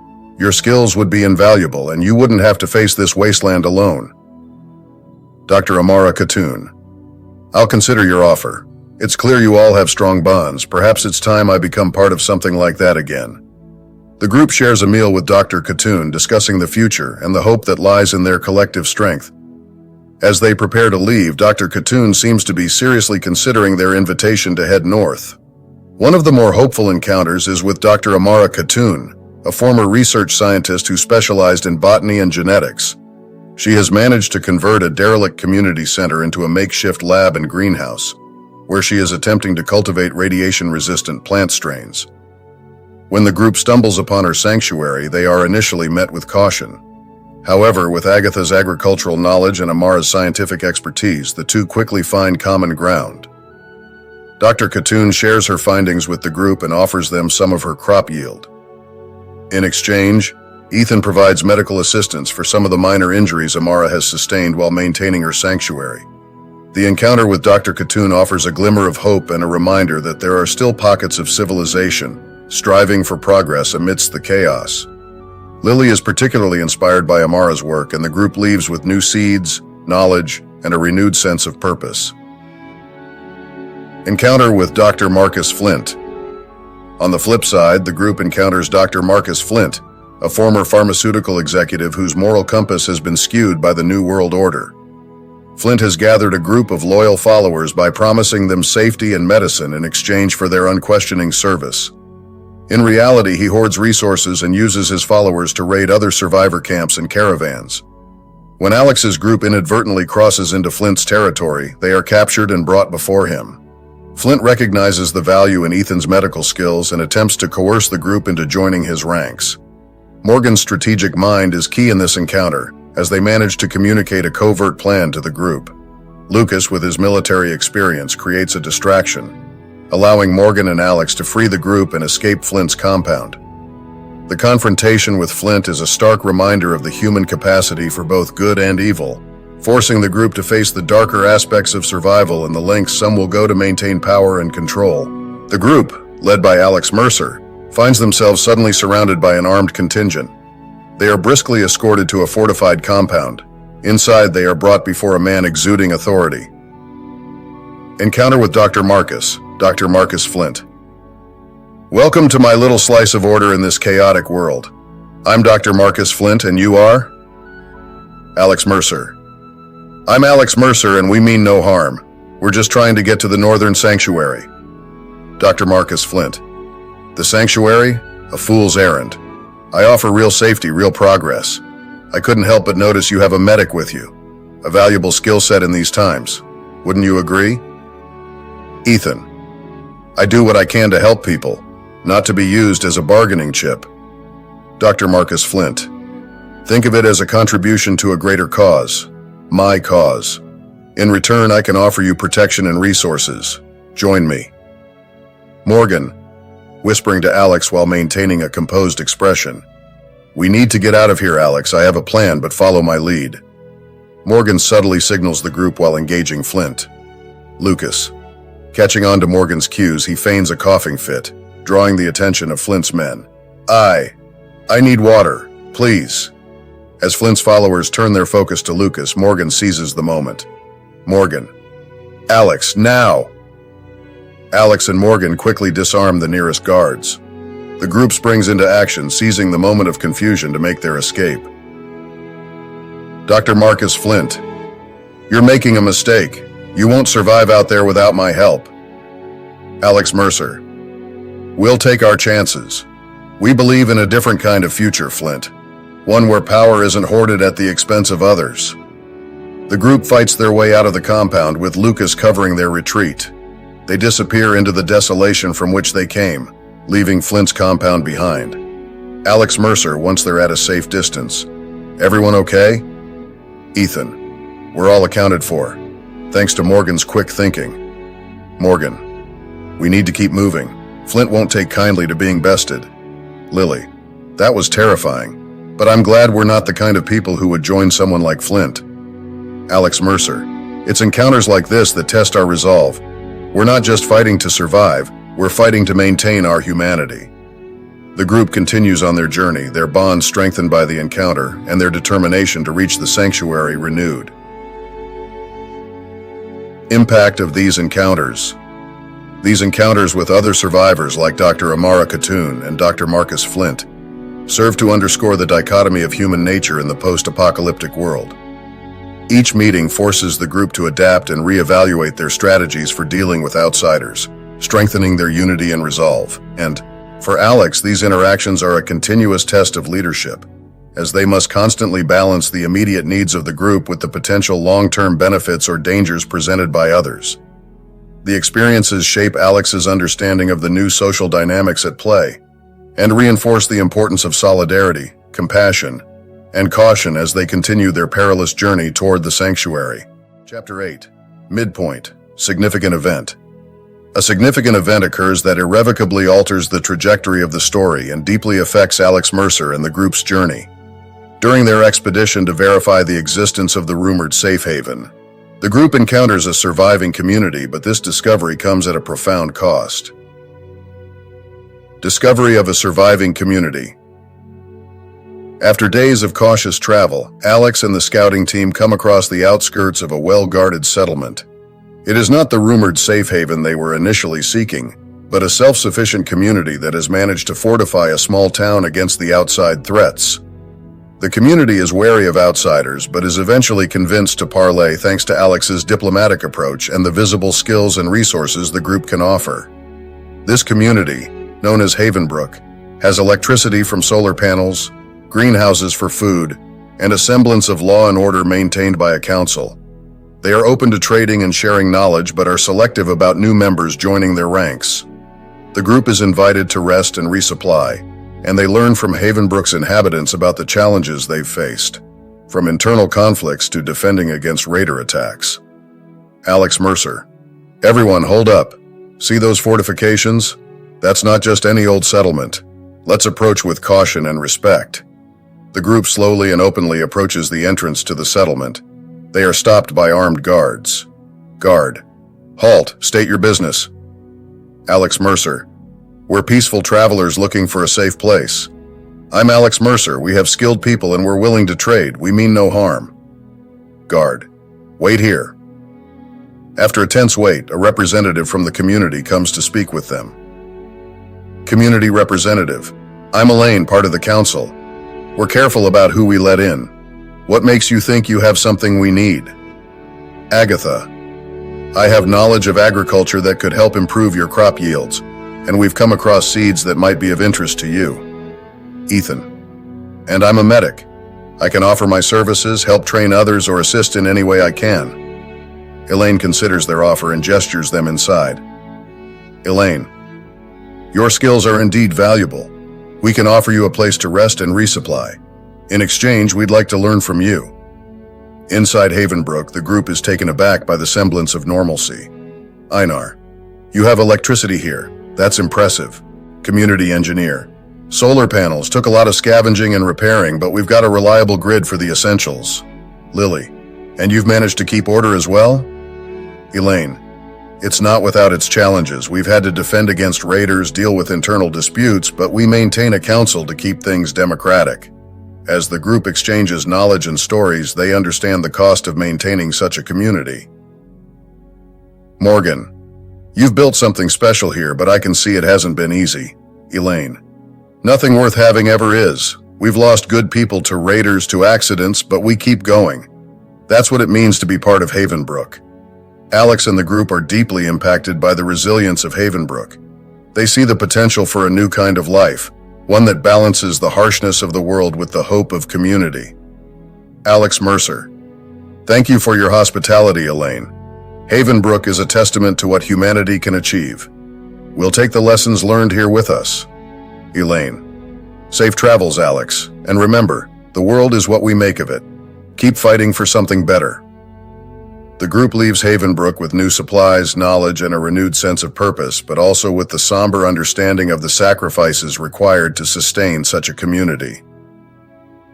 Significant loss within the group. The joy of this discovery is short-lived, however. As the group makes plans to their destination on the north, they are ambushed by a band of raiders.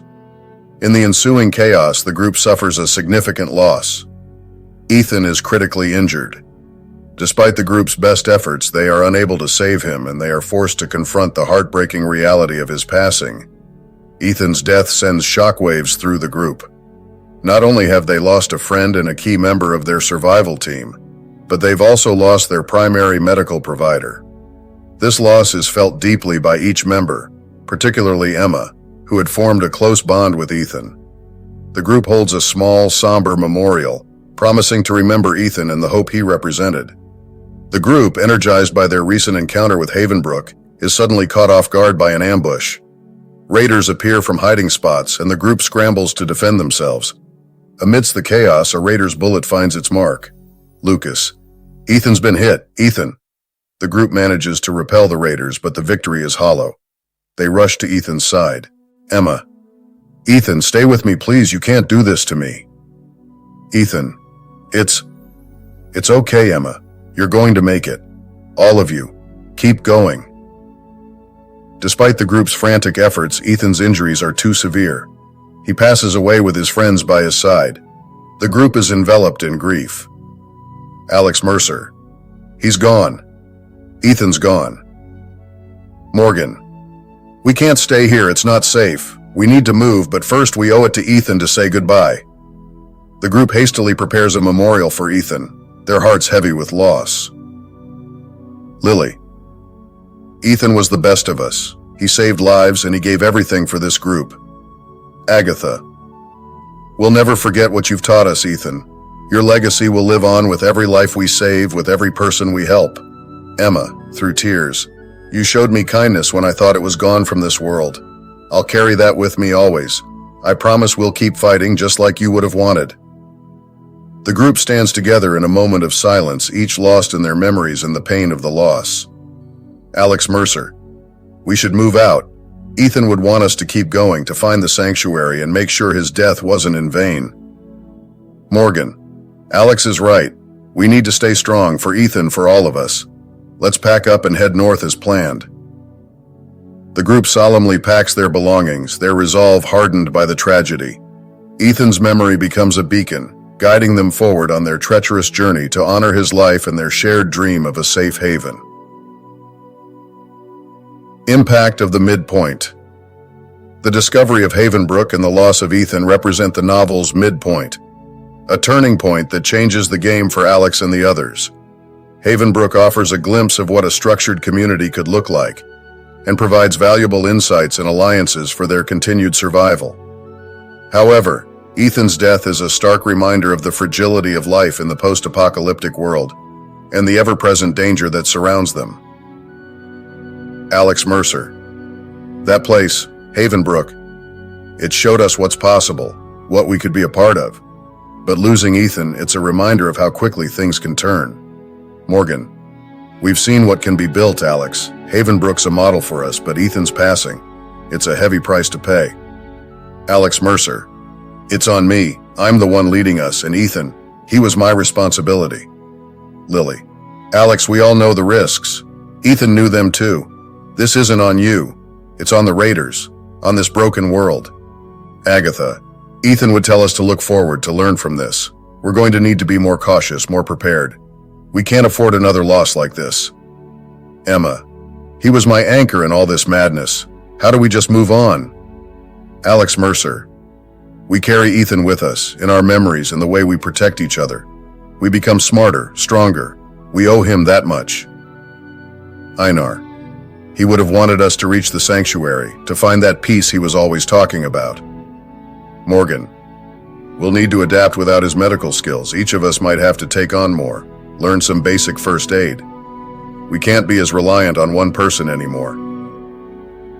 Alex Mercer. Havenbrook gave us allies, knowledge. We'll use that. We'll survive, not just for ourselves, but for Ethan and for those who may join us on this journey. Lily, the stakes are higher now, but so is our resolve. Havenbrook's existence means there's hope, and Ethan's death won't be in vain. We'll make it to the sanctuary. Alex Mercer. We move forward with heavy hearts, but also with a renewed purpose. For Ethan, for all of us. Let's get ready to leave at dawn. The sanctuary is waiting. The group nods in agreement, each member feeling the weight of the moment, the loss, and the hope as they prepare for the next leg of their journey. For Alex, this is a moment of both reflection and resolve. The loss of Ethan reinforces the weight of responsibility they carry as a leader. It's a sobering lesson in the cost of survival and the importance of the decisions they make. It also serves to strengthen their determination to find the rumored safe haven, a place where the group can find true safety and begin to heal from their losses. The midpoint shifts the group's dynamics, forcing them to adapt to the absence of Ethan's medical expertise. It may also spur them to take greater precautions and to reevaluate their approach to trust and engagement with other survivors. The story's stakes are heightened, and the group's resolve is tested as they continue their quest for a new home, carrying both the memory of their lost friend and the hope that Havenbrook has ignited within them. Act 3, The Middle, Part 2, Chapter 9, Internal Conflict, External Threat, Virulent Flu Strain. As the group continues their journey, the loss of Ethan and the discovery of Havenbrook have left a complex emotional and practical impact. These events catalyze a series of internal conflicts and external threats that intensify the group's struggle for survival. Internal conflicts. The grief over Ethan's death creates a rift within the group. Emma becomes withdrawn, her grief manifesting in a reluctance to engage with the others and a loss of her usual warmth. Agatha, who had been cultivating hope through her small-scale agriculture efforts, begins to doubt the possibility of ever achieving stability and safety again. Alex is faced with the challenge of keeping morale high while also respecting the group's need to grieve. They must navigate the delicate balance between giving space for mourning and pushing forward with the survival plan.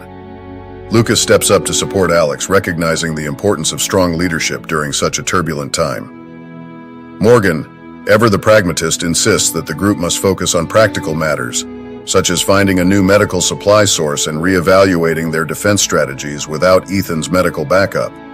This pragmatic approach sometimes clashes with the emotional needs of the group, leading to heated discussions and a need for Alex to mediate. External threats. The threat of raiders remains ever present, as the ambush that led to Ethan's death has made it clear that their route is being watched. Morgan's strategic mind is put to the test as they work to create new travel plans that avoid known raider territories and employ counter-surveillance tactics. The group also faces the reality that Havenbrook, while initially welcoming, is not a guaranteed safe haven for them. The community has its own stringent rules for accepting new members, and there is an underlying tension as Havenbrook's leadership assesses the group's long-term fit. Lily, with her innocence and optimism, becomes an unintentional bridge between the group and Havenbrook's wary inhabitants, showing both sides that cooperation is beneficial. Additionally, the group must contend with the environmental hazards that have become more unpredictable. Weather patterns have shifted due to the nuclear fallout, leading to unexpected storms and harsh conditions that test their shelter and resource-gathering strategies. Heightened stakes. As the story progresses, the stakes are heightened by the emergence of a new threat, a virulent flu strain that begins to spread among the survivor populations. Without Ethan's medical expertise, the group is even more vulnerable. The flu adds an urgent pressure to find the rumored safe haven, which is said to have medical facilities and trained doctors. Alex Mercer. We have a new problem. There's talk of a flu strain spreading among the survivors. Without Ethan, we're at a serious disadvantage. Morgan. The safe haven. It's our best shot now. They have medical facilities, doctors. We need to get there fast. Lily. But what if we catch the flu on the way there? We're exposed out here, especially without Ethan. Alex Mercer. We've got to be smart. Avoid other groups when we can. Keep ourselves healthy. It's a fine line between avoiding the flu and reaching safety. Einar. We can't just think about ourselves, though. If we come across others who are sick, what then? Do we help them? Agatha. Ethan would have helped, but without him, we risk the entire group. It's a terrible choice to make. Emma. We can't lose our humanity over this. There has to be a balance, a way to be safe and still be us. Alex Mercer. It's going to be about hard decisions. We might have to turn people away for the safety of the group. I hate it, but it's a reality we can't ignore. Morgan. We've survived this long because we stick together. We can't let fear change that. We need to be cautious, but we can't lose who we are. Lily. We'll get through this like we've gotten through everything else by relying on each other. Our unity has always been our strength. Alex Mercer.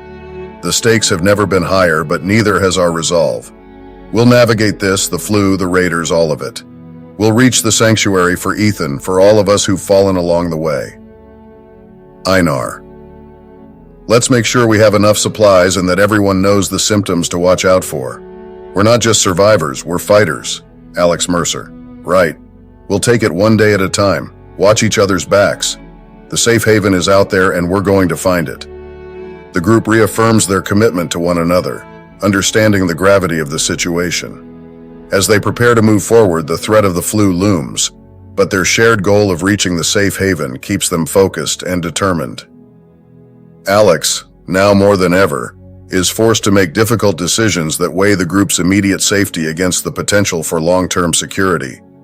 The internal conflicts and external threats merge into a critical point in the narrative, where every choice could mean the difference between life and death, unity or dissolution.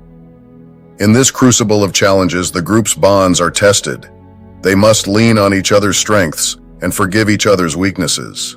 The whiff of death looms larger than ever, but so does the human capacity for resilience and hope. As the protagonist, Alex must rise to the occasion and guide the group through these intensifying challenges, knowing that the success of their mission hinges on their ability to navigate both the conflicts within and the threats from without. Chapter 10. The Dark Night of the Soul. The Dark Night of the Soul is a narrative moment when Alex hits the lowest point, where circumstances seem insurmountable and all hope appears to be lost. For Alex Mercer and the group, this moment arrives after a series of devastating setbacks. Following the internal conflicts and external threats, the group finally reaches the coordinates of the rumored safe haven, only to discover that it has been overrun by raiders. The sanctuary they had envisioned is nothing but a smoldering ruin, the result of a violent power struggle that left no survivors. The group's dreams of a new beginning are shattered, replaced by the grim reality that there is no safe place left to go. In the wake of this discovery, the group is forced to camp in an inhospitable area with dwindling supplies. A severe storm hits, further straining their resources and morale. The shelter they hastily construct barely holds up against the elements, and they suffer from cold and exposure. Agatha's carefully preserved seeds are destroyed by the storm, and the group's last reserves of clean water are contaminated. During this time, Lily falls seriously ill, a stark reminder of Ethan's absence and the group's vulnerability without proper medical care. Lucas's military training is of little use against such an enemy, and Emma's attempts to maintain a sense of hope falter as she watches Lily's condition worsen. Morgan, who has always been the group's strategist, finds that no amount of planning could have prepared them for this. The group's cohesion begins to fray as fear and despair set in. Arguments break out over what to do next, with some members suggesting they split up to increase their chances of survival. For Alex Mercer, this is the crucible. They are racked with self-doubt and guilt, questioning their decisions and leadership.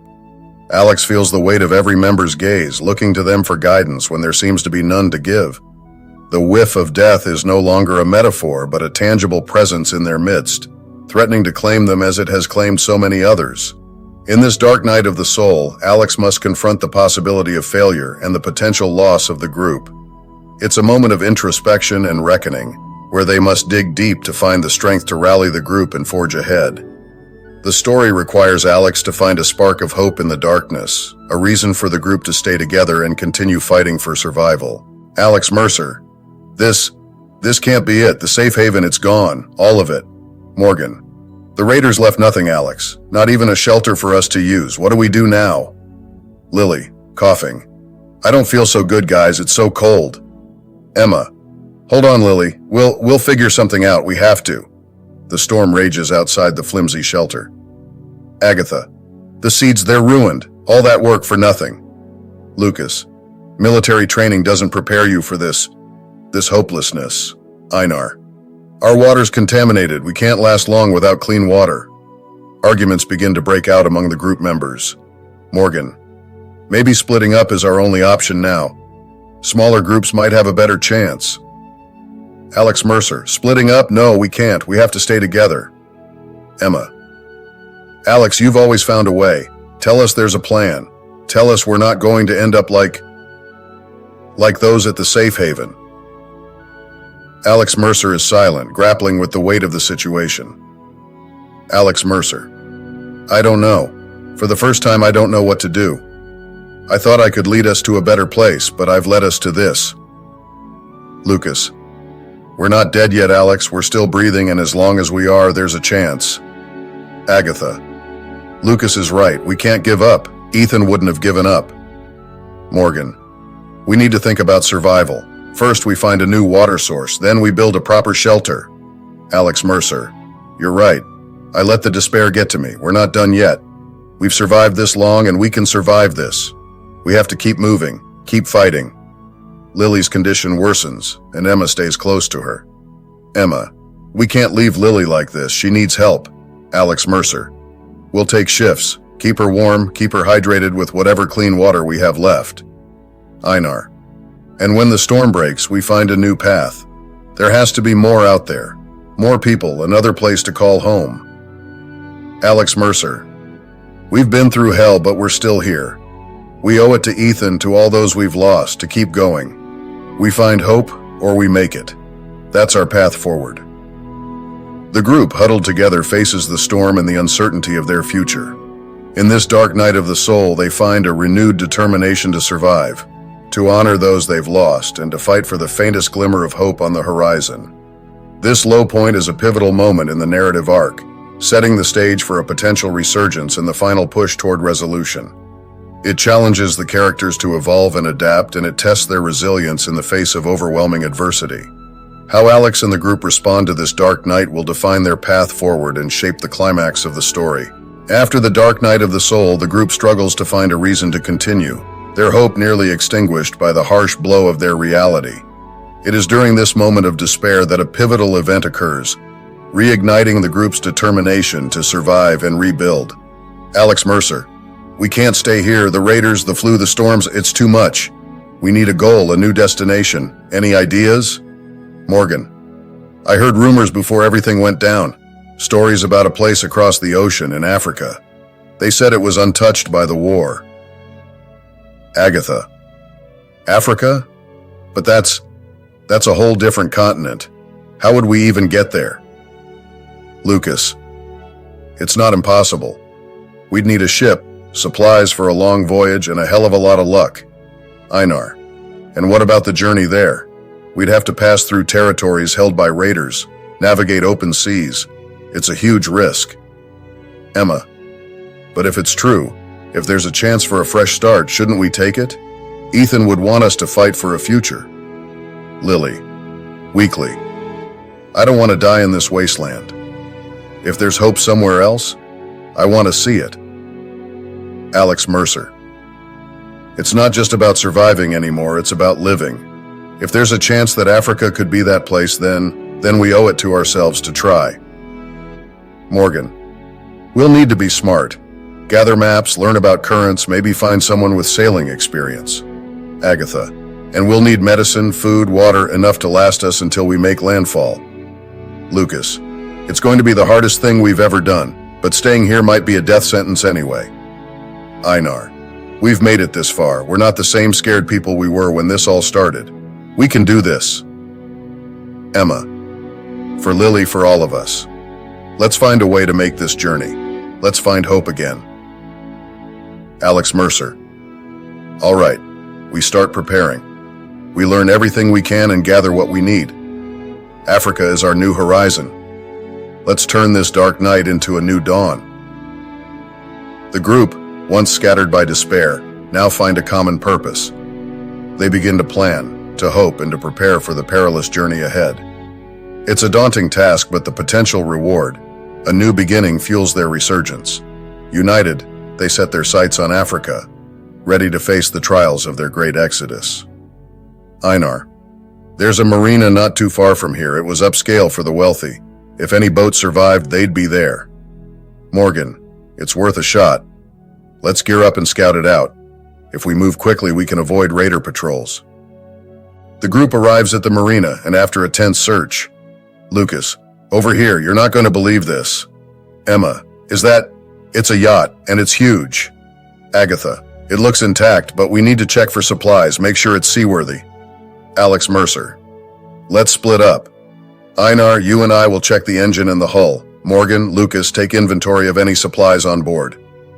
Lily. I'll stay up here and keep watch. If raiders show up, we'll need to leave in a hurry. After a thorough check, Einar. The engine's in good shape and the hull is sound. It's like it was waiting for us. Morgan. You're not going to believe this. There's food, water, even medical supplies. And look at these maps and navigation tools. Lucas. Someone was prepping for a long voyage but never got the chance to leave.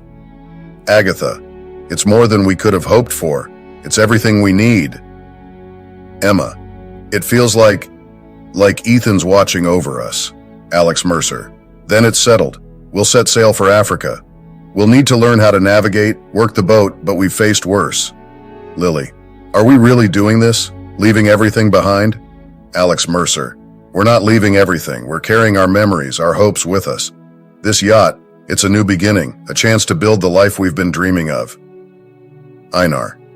Then let's raise the anchor. It's time we left this place behind. Morgan. To Africa, then. To the future. The group works together to set the yacht in motion, their spirits lifted by the prospect of a new home. As the shoreline recedes, their journey to a hopeful horizon begins. In the aftermath of the nuclear cataclysm, the world leaders who have sought sanctuary in Africa are now faced with the daunting task of rebuilding what was lost.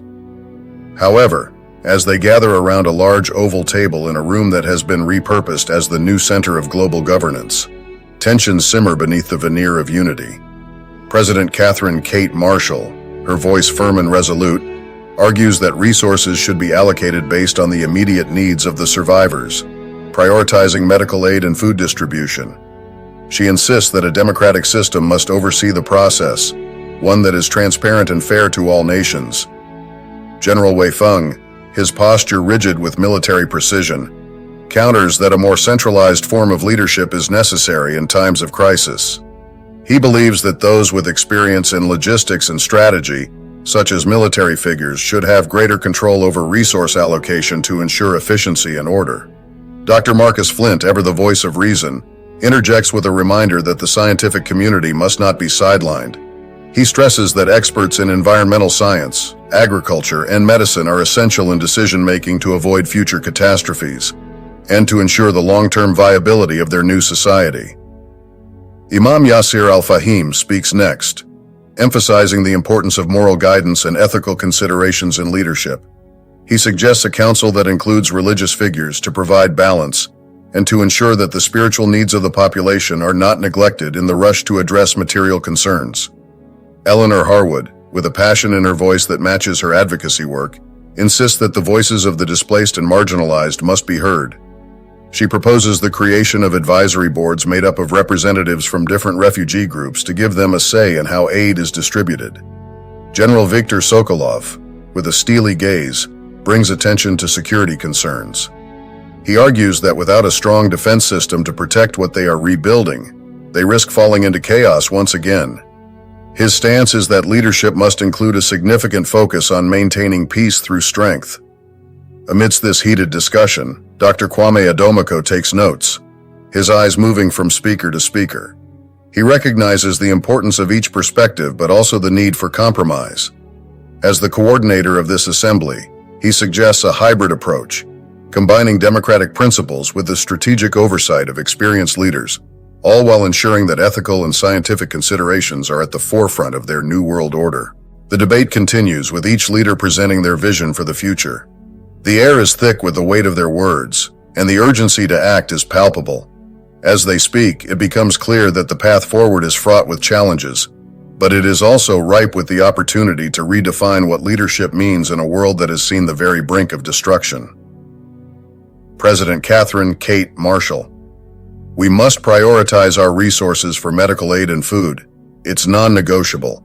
The survivors depend on us, and we need a transparent democratic system to oversee this process. General Wei Feng. President Marshall, while I respect your democratic ideals, we need centralized leadership now. Efficiency is key, and military expertise and logistics can provide that. Dr. Marcus Flint. Let's not forget the scientific community. Our expertise is crucial in rebuilding a society that's sustainable. We can't afford to repeat past mistakes. Imam Yasir al-Fahim. In our haste to rebuild, we must not lose sight of our moral compass. I propose that religious leaders be part of the council to ensure we meet the spiritual needs of our people. Eleanor Harwood. And what of the displaced, the marginalized? Their voices must be heard. We need advisory boards with representatives from these groups to guide us in aid distribution. General Viktor Sokolov. Security is paramount. Without a strong defense, our efforts to rebuild could be for naught. We need to protect our new society, and that requires a focus on military strength. Dr. Kwame Adamako takes a moment to observe the room before speaking. Dr. Kwame Adamako, each of you brings a vital perspective to the table. What we need is a hybrid system, a democratic foundation with strategic oversight, informed by scientific knowledge and ethical guidance. The leaders continued to debate, each passionate about their stance. President Catherine Kate Marshall. We can't allow efficiency to overshadow the people's voice. Our new world must be built on the principles of fairness and equality. General Wei Feng. I stand by my point. Order and structure will save lives now. We can't afford to be bogged down by endless debate. Dr. Marcus Flint. And we can't discount the importance of planning for the long term. We need sustainable practices from the start. Imam Yasir al-Fahim. We must remember that rebuilding society isn't just about structures and laws. It's about the human spirit as well. Eleanor Harwood. The most vulnerable among us should not be an afterthought. Their needs and voices must shape our decisions. General Viktor Sokolov. I agree with ensuring the vulnerable are protected, which is why our defense must be unassailable. Dr. Kwame Adamako listens and then interjects once more. Dr. Kwame Adamako, let's take these diverse viewpoints and forge a leadership model that reflects them all. It won't be easy, but it's the only way we'll succeed. We're crafting a new world, and it demands the best of all our ideas. The room, filled with the gravity of their monumental task, settles into a more collaborative tone as the leaders begin to consider the possibilities of Dr. Adamako's hybrid approach. Act 4. The End. Chapter 12. The Climax. As Alex Mercer and his group journey towards the broadcasted coordinates, they face a gauntlet of logistical and travel hurdles before finally arriving at the African coast. The journey to Africa was fraught with peril, a relentless test of endurance and resolve. Alex Mercer, leading a ragtag group of survivors, navigated the treacherous post-apocalyptic landscape, their sights set on the broadcasted coordinates promising sanctuary. Alex Mercer, keep your eyes on the horizon. We're closer than we've ever been to making it to the African coast. Morgan, the navigation system's glitching again. We're flying blind out here without it. Lucas, let me take a look. It's not like we've got a tech support hotline anymore. Emma, how's the fuel holding up? We can't afford to be stranded out here. Einar, running on fumes and prayers, but I've got a trick or two left to squeeze out a few more miles. Lily, I caught something. It's not much, but it'll be enough for a meal. Agatha, well done, Lily. Let's prepare it carefully. We can't afford any waste. Alex Mercer, remember to check the desalination filters. Water is just as important as fuel right now. Emma, I've got it covered, Alex. The filters are holding up, but we'll need to find more parts at the next port if there is one. Lucas, got the nav system back up. It's not perfect, but it'll get us there. We just have to keep a sharp lookout. Einar, speaking of lookout, I've spotted some debris ahead. Could be useful scrap or spare parts. Morgan, let's steer clear of it for now. Last thing we need is to damage the hull and take on water. Alex Mercer, agreed. Everyone stay vigilant. Africa is within reach. Let's not lose it now. The group continues their arduous journey, each member playing a crucial role in their collective survival as they inch closer to their destination. Logistics and travel hurdles. Alex Mercer. Everyone hold on, this storm's going to push us back to shore. After the hurricane storm. Morgan. The yacht's taken a beating, it's not going to get us any further. Lucas. There on the shore, is that a cargo ship? Looks beat up, but it might be our ticket out of here. Einar. Let's move. We need to check if it's seaworthy before we're completely stranded. The group finds the transport vessel. Emma. It's not pretty, but it's still floating. Let's see if we can get it moving. Lily. What about stealth? We can't have drones spotting us out on the open water. Agatha. We'll use these tarps and some of the wreckage.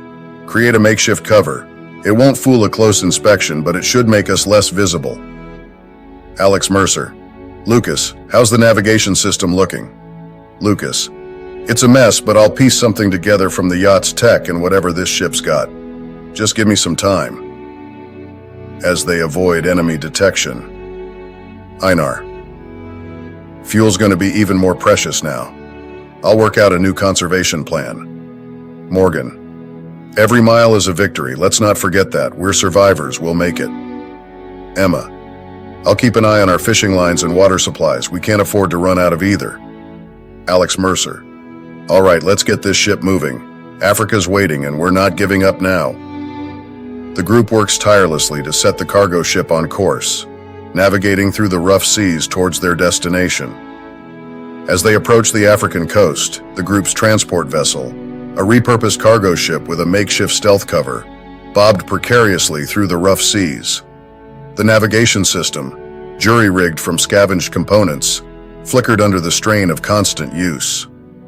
Every mile gained was a victory against the odds, as they avoided the watchful eyes of enemy drones and hostile forces still patrolling the waters.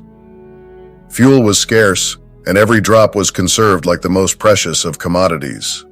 The ship's engineer, a young prodigy who had once dreamed of working on space engines, now coaxed the old diesel motors to run on a cocktail of biofuel and hope. Food and water supplies dwindled, rationed to the bare minimum. Fishing became a vital activity with each catch celebrated like a feast. Desalination filters worked overtime, converting the salty ocean into life-sustaining water, each sip a luxury in this new world. Arrival at the African coast.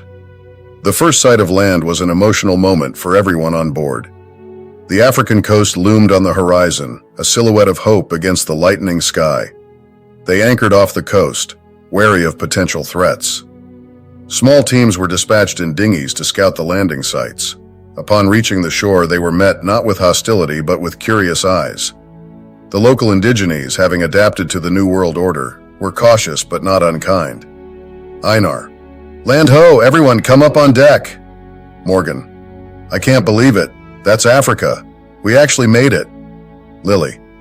It's so beautiful. I never thought I'd see land again. Alex Mercer. Hold the celebration. We need to anchor off the coast and scout the area first. We don't know what's waiting for us down there. Agatha. I'll get the dinghies ready. Volunteers for scouting teams. Let's gear up. The small teams disembark in dinghies. Lucas. Stay sharp, everyone. Remember, we're not here to fight. We're just looking for a safe place to land. Upon reaching the shore. Emma. Look, there are people. Locals, maybe. They don't seem hostile. Einar. Hello, we come in peace. We're just looking for somewhere safe. A local approaches cautiously. Local leader. Who are you? Where have you come from? Alex Mercer. We're survivors like you. We've traveled a long way hoping to find a new home. Local leader. You've come through the storms then. We have seen many like you, strangers in a strange land. Morgan. We mean no harm. We have skills, knowledge. We want to help if we can. Local leader. We have learned to be cautious, but you will find we are not unkind. Come, let us talk. The group's tension eases as they realize they've found not just land, but potential allies.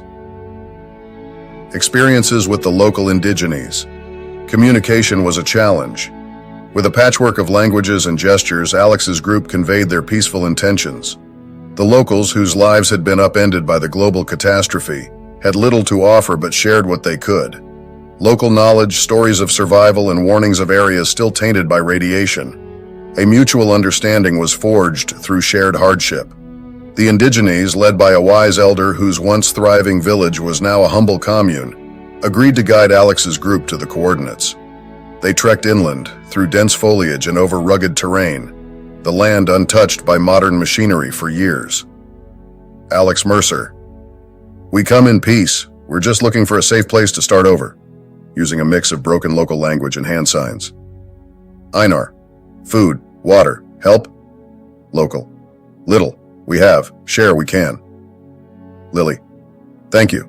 Knowledge? Safe places? Local elder. Stories, yes. Safe paths, dangers, radiation, bad places, we show. Morgan. We're grateful for any guidance you can offer. After some discussion, the locals agree to help. Local elder. We guide you. Many days walk. Safe we keep you. Agatha. This terrain is tough, but it's incredible how nature has reclaimed the land. Emma. Look at that. Are those solar panels? And I can hear generators. Local guide. Yes, new people, many come. Build, grow, live. Alex Mercer. Finally, a sign of civilization. This must be the place the world leaders have settled. Lucas. It's not much, but it's a start. We can build on this. We can make a new home here. The group looks on at the encampment with a mix of relief and anticipation, ready to embark on the next phase of their journey. As they approached the designated safe haven, they were greeted by the sight of an encampment, a beacon of civilization amidst the wilderness. Here, the world leaders and their entourages had established a semblance of order. The makeshift settlement was a hive of activity, with solar panels glinting in the sun and the hum of generators filling the air. The reunion was a moment of stark contrasts. Weariness met with relief, desperation with hope. The leaders, including General Wei Feng, President John Yu Chen, and President Catherine Kate Marshall, welcomed the new arrivals. They shared their vision of rebuilding from the ashes, of forging a new future where the best of humanity could thrive. President Catherine Kate Marshall. Welcome, survivors. We've been expecting more to find their way here. General Wei Feng. Your arrival is a testament to your resilience. We have much to do. President John Yu Chen. It is heartening to see new faces. Together, we have a chance to rebuild. Alex Mercer. Thank you. We've come through a lot to find this place. We're ready to contribute. Morgan. It's been a hard journey, but seeing what you've started here gives us hope. Einar. We have skills, knowledge. We want to help build this new future. President Jian Yu Chen. Every skill and every willing hand is needed. We're laying the foundations of a new society. General Wei Feng. We'll need to work together to ensure our security and prosperity. Lily. We've seen what happens when people lose hope. We believe in what you're trying to do here. President Catherine. Kate. Marshall. Your belief fuels our efforts. This will be a home for all who wish to join us. Agatha. We've carried seeds, literal and figurative. We're ready to plant them here. Alex Mercer. We're with you. Let's get to work. For us and for those who come after. The group's determination melds with the leader's vision, solidifying a shared purpose on the shores of a new beginning. Alex Mercer. I have to ask, before all of this, why couldn't you come to an agreement to prevent the catastrophe? We've lost so much. President Catherine Kate Marshall. Alex, the world before was complex, filled with competing interests. We tried, but ultimately we failed. General Wei Feng. It is not a simple matter of agreement. There were many factors, many players. The blame is collective. President Jian Yu Chen. The past cannot be changed, but it haunts us all. We carry the burden of our predecessors' choices. Alex Mercer. But it's not just their choices, it's yours. You were the leaders. The power was in your hands. Morgan. People are dead because of those decisions. Our friend Ethan. He's not here because the world fell apart. President John Yu Chen. We mourn for all the lost and we shoulder that guilt every day. But now we must focus on rebuilding. Einar. We're not looking for apologies. We need assurance that the same mistakes won't be repeated. General Wei Feng. And you shall have it. This new world will be built on cooperation, not conflict. President Catherine Kate Marshall. We understand your anger, your disappointment. We feel it too. Let's use that to fuel a better future. Lily. We just want to make sure this never happens again. No one should have to go through what we did. Agatha. Let's look forward, not back. But remember the past so we're not doomed to repeat it. Alex Mercer. We'll hold you to that. Let's work together and make sure this new era is different from the last. The air remains charged with a mix of emotions, but the conversation shifts towards a commitment to a new and better future. Alex Mercer and his group, once just survivors, were now part of something greater, a testament to the resilience of the human spirit, standing united on the African coast, ready to face the dawn of a new era. African leader. I've heard troubling rumors. Survivors from across the world, from America to Australia, are within our borders. They're seeking the leaders responsible for this catastrophe. Alex Mercer. They want justice then. After everything, it's not unexpected. President John Yu Chen. Justice? This is a call for vengeance. We must distinguish between the two if we are to rebuild. General Wei Feng. We cannot allow a witch hunt to destabilize our efforts here. Security measures must be put in place. President Catherine Kate Marshall. But we can't just ignore their anger. If we do, it festers and grows. We need to address it head on. Morgan. Maybe there's a way to bring them into the fold, make them see that we're all working towards a common goal now. Einar. Transparency could be key. Show them that this isn't the old world order. We're trying to do things differently. African leader. It's a delicate situation. If they feel unheard, it could lead to unrest or worse. Lily. We can't just turn away from people who've suffered. They need closure, not just promises of a better future.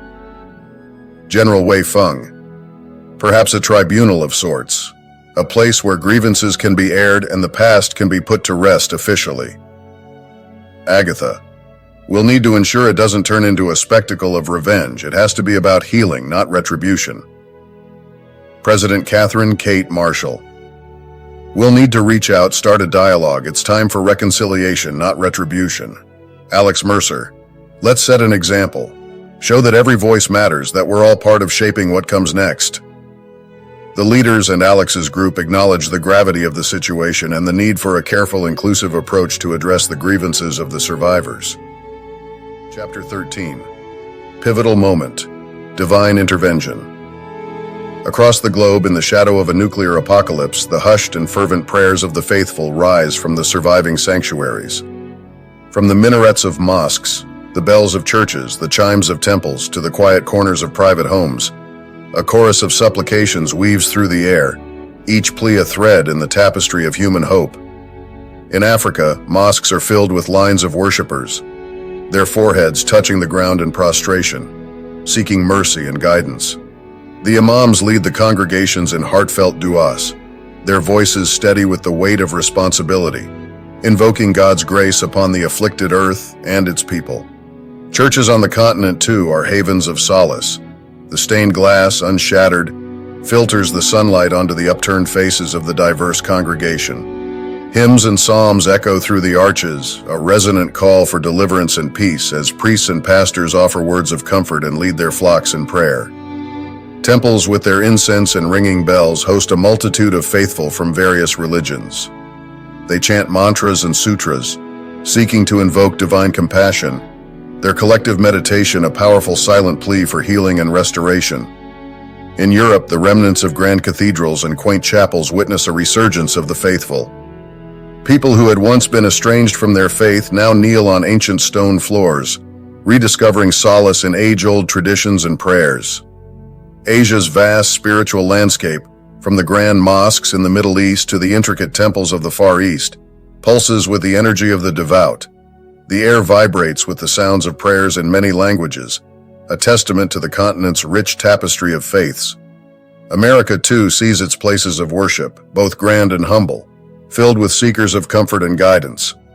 In a nation bruised by conflict, the faithful stand shoulder to shoulder, their prayers a blend of sorrow and hope. And in this pivotal moment, as prayers from around the world rise in a crescendo of collective yearning, there is a subtle yet profound shift. Though not through a grand gesture or an unmistakable sign, God's intervention is felt in the hearts of the survivors. It is in the renewed strength they find to face another day, the unexpected acts of kindness between strangers, and the slow but steady rise of solidarity among nations. In the aftermath of the prayers, leaders find themselves more inclined to listen, to extend a hand of peace. Resources are shared with a newfound generosity, and the barriers that once divided humanity begin to crumble. People of all nations start to look beyond their differences, focusing instead on their common need for survival and reconstruction. The divine intervention is not a parting of the seas or a voice from the heavens. It is manifested in the collective human spirit, the resilience, and the small miracles of cooperation that begin to pave the path toward recovery. Humanity, united by loss and hope, begins to understand that the divine lies within their capacity to forgive, to rebuild, and to love in the face of the greatest darkness they have ever known. In Africa, at a mosque, Imam, in the name of Allah, the most gracious, the most merciful, hear our prayers. Grant us mercy and guide us through these trying times. In a church, Pastor, Heavenly Father, we seek your comfort and your strength. In this hour of need, let us feel your presence among us.